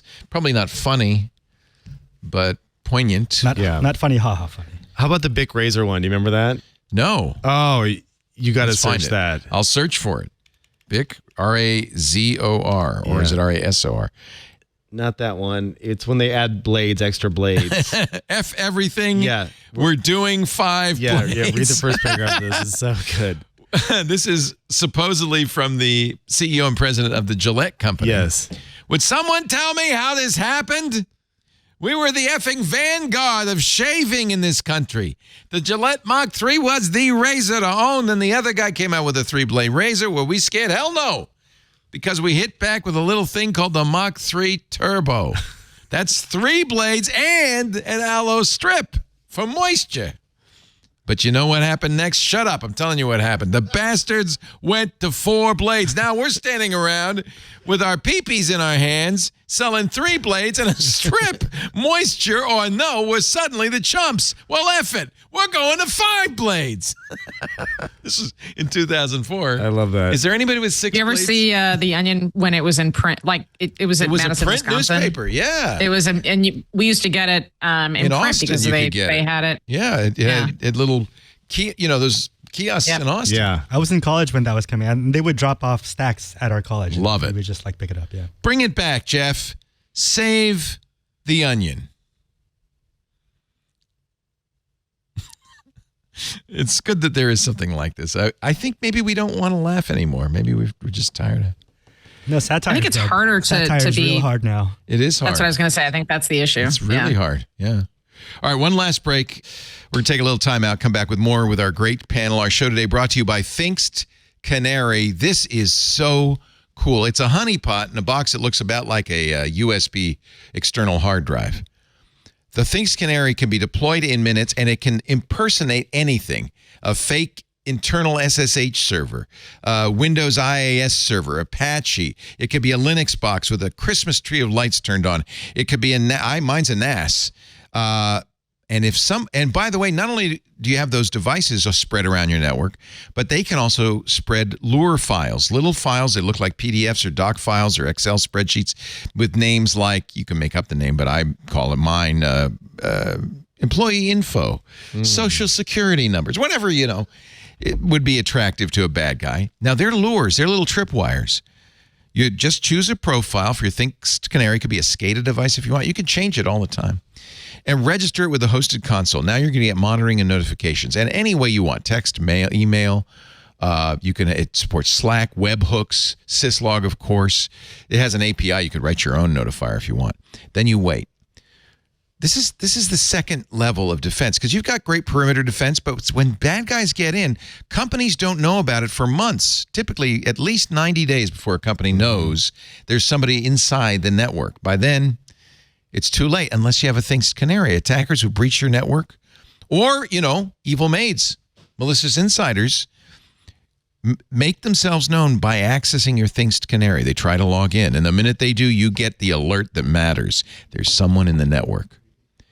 This is the greatest It's so thing. Cool. It's brilliant. It is. These guys spent years teaching businesses and governments how to break into networks, and they took what they'd learned and they made this most important tool. Canary.tools/twit to learn more. $7,500 gets you 5 of them. Some banks might have hundreds. Small operations like ours might just have a handful. But let's say you want 5. That's $7,500. You get your own hosted console. You get upgrades, support, maintenance for the whole year. By the way, use the code TWIT in the How Did You Hear About Us box. 10% off the price for life. For life, forever. And here's another thing that'll make you feel a little bit better. If you're a little concerned, I don't know, is this going to work? Is it good? Do I need it? They have a 2-month, 60-day money-back guarantee for a full 100% refund. But I have to tell you, we've been advertising this for a decade, and no one has ever asked for their money back, because this thing is a must-have. You need it in your network. Canary.tools/twit. Get the Things Canary. And don't forget to use the code TWIT in the How Did You Hear About Us box for 10% off. Things Canary. This thing is awesome. Awesome. Brilliant idea. It's fun to play with the console, because you can, I think today I'd like to be an SSH server. And it just, when I have it set up as a Synology NAS, it has the right MAC address. They even spoof the MAC address to look like the Synology MAC address. The login is DSM7. It's exactly right. It's brilliant. And here it is. I have sauna use as a lifestyle practice to extend health span. He's going to save me, folks. Kevin Rose has told me get a sauna. That if I get a sauna, I will not get dementia. It's something crazy. It's like, I want to say it's about a 30% reduction in dementia from sauna usage. Yeah, it's really. And they say powerful. Don't get it too hot. Don't get it to 175 degrees. That's right. 20 minutes a day. For 20 minutes a day. Lisa, can I get a sauna? Does a hot tub work? No, it's not hot enough. It could, but it wouldn't get hot enough. You're right. Problem with the sauna is I got so many things I've got to do. Like I spend 2 hours on the bike a day. I'm running out of time, so I try to read when I'm. You can't read. So I want to be sauna. productive. No, you can't read in the sauna. And you just have to sit there, which I don't love. Amy, you need to check out that book, Slow Productivity. I can just sense it. You're like, she's too productive. Like you're too productive. She's working too hard. You're working too hard. I got a lot of stuff happening. What is it called? Slow Productivity. The lost art of accomplishment Cal Newport. without burnout. Oh, Cal? I know Cal. Okay. Yeah, I'm sure you know Cal. Yep. He's the one that wrote Deep Work. Like, fantastic book. Yep. Yeah. All right. You know what? I have internalized from youth. I'm the laziest man I know. So I don't need this. I need fast productivity. I need to speed up. You know what I've been doing lately? Tai Chi. Really? Tai Chi is awesome. I heard it's awesome. It's basically really, really slow martial arts. Yeah. So you're going. You found like a good this. place nearby? Yeah. Maybe that'll be your next podcast. Yeah. You go like this. I'd take a Leo Tai Chi class. All right. I'm doing the Yang, which has, I think, 27 forms. Once I learn all the forms, I'll give you a class. Love it. Kevin, I'm so glad you were in town and that you texted me and you said, I'm here. Can I come in? And I said, yes. Yeah, it's great to be here, man. Really great to have you. Congrats on 19 years. Wow. It's insane. Well, you know what? You started. In fact, you probably don't remember, but I went to you and Patrick Norton. I said, you want in on this thing? I think this podcast thing's going to be big. And you said, no. But you had Dignation. You had a lot of stuff. You and Patrick said, no, you do it. Thank God. No investors. Great to have you, Kevin. You are a dear friend. And I wish you all the best. Oh, man, I owe a lot of my career to you. So I want to say thank you right back. That is not true. But you got me on early episodes of the Screensavers. You were the kick things off. Me and Paul Block, our producer at the time, who named you the Dark Tipper, that was his idea. Paul was great. Be clear about that. I got to reach out to Paul again. I haven't talked to him in a while. Oh, I talk to him every once in a while. He's on Facebook. Great guy, doing well. He's even more ancient than I am. Hard to believe. The Kevin Rose Show is at kevinrose.com. The latest in AI, investing, wellness, technology, and culture. Basically, everything Kevin's in. And by the way, you're handsomer than that picture. Don't use that AI picture. Yeah, that is not a good picture. I got to go get a... He looks better than this picture. This one is all AI that's on the website right now. If you go to the website, you'll see that is 100% AI. You look like John Oliver with a beard on this. This is not good. I did add the John Oliver filter, didn't I? Damn it. Do not. You are so much better looking. Don't do that. I appreciate it. I need to go get a headshot. The thing is, I hadn't stopped drinking and I was a little bloated. I'm like, should I go get like an actual picture? No, you look like, good. Now you don't I'm drink anymore. He's tanned. He's rested. He's ready for the photography. That's right. Oh, it's so nice to see you. And these are real pictures of people. Those are real pictures of people. Not AI generated. Yeah. They're all sitting in the same chair? I think we AI'd the chair. They're all in the orange chair. You know, it worked for Kara and Walt to have that red chair. That's right. Yeah. Trademark chair. I got my Dr. Evil chair right here. That's right. You just need the cat and you're good. Amy Webb cycles 2 hours a day, ladies and gentlemen. Well, not every day. I try to get in somewhere between 100 and 160 miles a week. That's insane. Is that's your thing now? That's I see you, your Insta is, you're bicycling everywhere. Yeah. I did mountain biking in college. I did Aikido pretty seriously when I lived over in Japan. Well, Tai Chi is kind of like Aikido. In fact, it is. The class I'm taking is an Aikido like, master teaches. Yeah. Yeah. I love Aikido. If you want to do a little bit more rolling around and doesn't grappling, Aikido have bamboo sticks that you whap people with? Is that part of it? I mean, at different levels, yeah. So there is sword stuff. It's whatever. It's like pretty falling. Falling. It's the same idea. You let the energy of the attacker become your defense. It's like judo. It's judo. Yeah. Yep.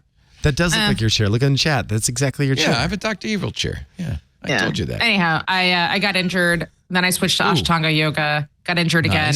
Oh. And then I had a baby. And the thing that my body can do at this point in my life is be on a bike. So now I'm racing. Yeah, see, I wouldn't do it. You do it hard. You're very hardcore. But I love riding my bike. I love it. It's the best way. And I get an e-bike, so I don't have to go up hills too hard. It's great. Next weekend, I'll be in New York. They shut down all 5 boroughs for what is effectively like the New York City Marathon, but for for people who ride bikes. I think you can still get in. It's a beautiful ride. There are no cars. You go through all 5 boroughs and you wind up in Staten Island. And to get back into Manhattan, you take the Staten Island ferry, but you're in the cargo area. How cool is that? So you become human cargo, which is actually. It's a good story. It's not. Is it a race? It's not super pleasant. Are you racing or are you just kind of touring? So there's a time trial at the end. So it's up there's a pretty tough time trial if you want to. You don't have to. You can just leisurely ride. I would do this in a heartbeat. 5 borough bike tour. What's fun? It's a great. It's like my favorite ride that I do of the year. It's like Critical Mass, right? It's like 30,000 people that show up. It's bigger than Critical Mass. Critical Mass was more of a protest in San Francisco.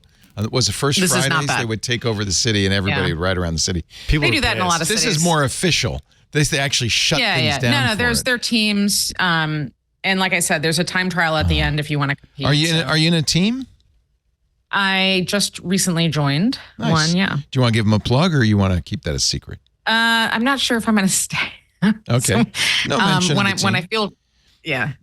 Someday. Someday. Well, watch Amy's Instagram for her 5 borough bike tour pictures. I'm very impressed. Very impressed. Yeah. Riding a bike is good. It's good for anybody. And e-bikes are great. Oh, I love it. Yeah. I get exercise on my e-bike. I just don't have to, hump up heavy hills. I can coast up them. It's nice. FutureTodayInstitute.com, the brand new Future Today Institute, what do you call it? Future Tech Trends Report. Tech Trends Report. Leo, it's the thing that I sent you. That you got like 2 volume. You got like a volume. I got the printed one once, and I loved it. So we stopped printing because this thing is so big now. Trees. It's terrible. So it's digital only. Yeah, you can sign up, get it, and you'll get it in your email. It's free. It's free. Did we miss anything? People download it. What? Gosh, I wanted to go through the whole thing one by one, but I guess we ran out of time. There's a lot. My South by talk, it sort of goes through the tech super cycle and some of the core pieces of bioengineering and AI and the connectables. So the face computer stuff, all of that is in there. And that's online, the Amy Webb SXSW talk for 2024. I think it's everywhere. They actually live streamed it. I think there were watch parties all over the place this year. So I think it was on YouTube like right after I was done. So and apparently they put it on Audible too, which is really neat. So if right next to Hot White Heist 2, you can I don't know why. That's on brand. That's on brand. Or you can listen to South by Southwest, including Amy's talks. That's a good move for South by. Or search for the video. Really cool. Now let's do a Dig Nation reunion next year. That. Seriously. You all in? It sounds great. All right. That's a commitment. South by's in what, March? Yeah. So we got a few months. We got some time. Tickets are already on sale for South by next year, so you should register. So what we have to do is apply, right, and say, hey, this is what we want to do. It'll be unofficial. We can't. Let's just get Stubbs. Get Stubbs. Just call Mr. Stubb. Do you know Mr. Stubb? We Brad Murphy can make a call, and we can. Brad knows everybody. Yeah. Hi, Leo, Brad. Where's your backpack?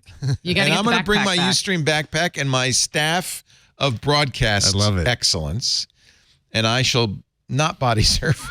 Now that I know the hazards involved, I'm very reluctant to jump back first into an audience. I can't believe I did that. I'm glad I did, though.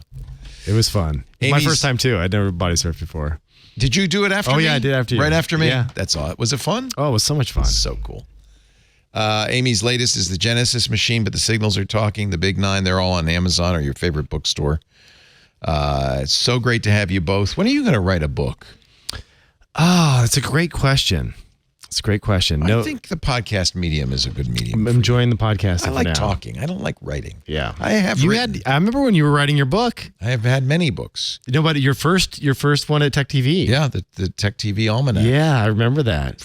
You did the photo shoot there, right? Inside of Tech TV. Yes, with a farmer, with a farmer and his dead PCs. That was a great cover. You know who's taken over? My son. You remember Henry? You probably met him when he was like 7.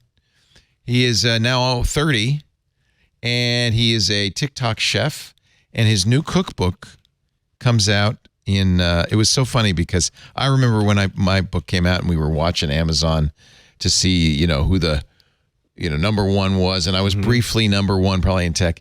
He was number one in cookbooks for a long time, and the book doesn't come out till October. That's awesome. It's called Salt Hank, a 5-napkin situation. That's a great image. Isn't that awesome? He's amazing. Yeah. He is the sandwich king. By the way, the images in this cookbook are is that a French dip? Yeah. His French dip is one of his biggest videos. How many followers did I see? He has like 1.5 million, something like that. You must be so proud. Yeah, he's got more than I ever had. So it's kind of funny. I remember when I was younger, my dad's name is the same as me. He said, they don't find me on Google anymore. They find you. And I said, yeah, Dad, that's what happens. And now fortunately, Henry doesn't have the same name, but when they search for Henry, man, that's why I'm a little upset about the TikTok thing, because he had on TikTok, let's see what his current. I think he gets sold. I don't think it's going away. You think? It's a posturing thing. They'll sell it. He has 2.7 million followers on TikTok. And some pretty big advertisers like, I don't know, Kentucky Fried Chicken. That's huge. Yeah. So he's done a lot better than I have over time. But, and you know what? That's what you hope for with your kids. Your kids are still pretty little. 6 and 5, yeah. But what I did with Henry when he was little is I cooked with him, and then YouTube had just started when he was about 10. Mm-hmm. And he watched every cooking video, and that's what got him going, really. That's so cool. Isn't it? He's doing he's living the dream. I love it. Very proud of him. How's your not so little one, Amy? Doing good? So she just became a star. So she's a scout. Boy Scouts is now just Scouts. Oh, interesting. And she's at a national youth leadership training program. Awesome.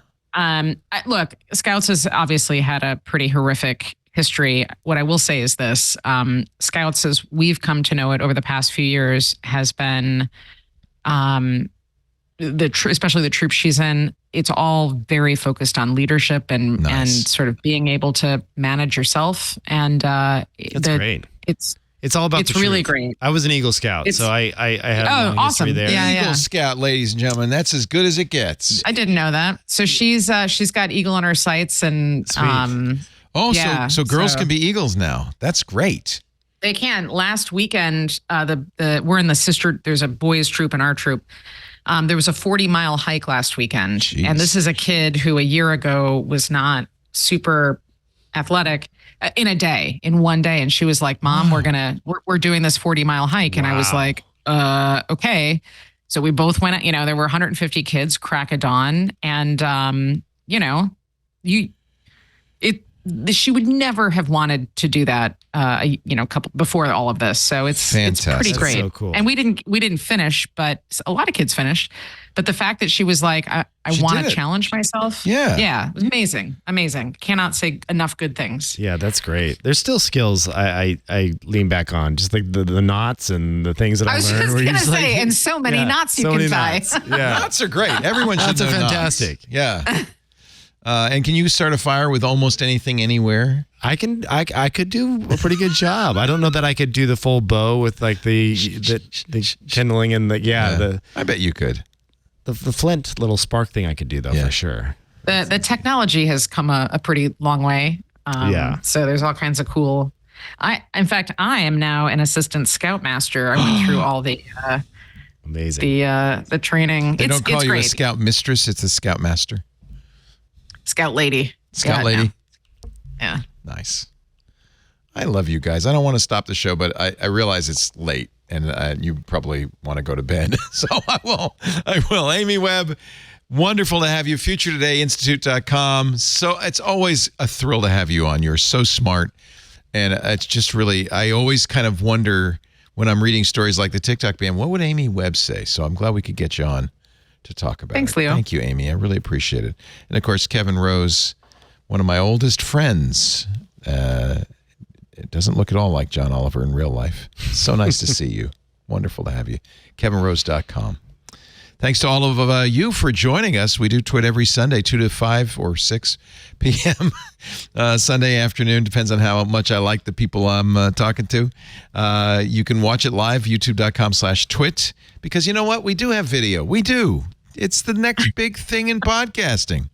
You can also get a copy, audio or video, on our website. This Week in Tech is twit.tv, or a YouTube channel dedicated to the post video on YouTube. I think it's called This Week in Tech. I'm not sure. You could find it. Best thing to do is subscribe in your favorite podcast client. That way you'll get it the minute it's available. Just search for TWiT. Thanks so much to our club members. If you're not yet a member, I'd love to have you. I think you get some sense of what a great community this is. All you have to do is visit twit.tv/clubtwit to find out more. We'll see you next time. And now we are in our 20th year of podcasts. Started with this guy right here. Crazy. And as I have said for that entire 20 years, another TWiT is in the can.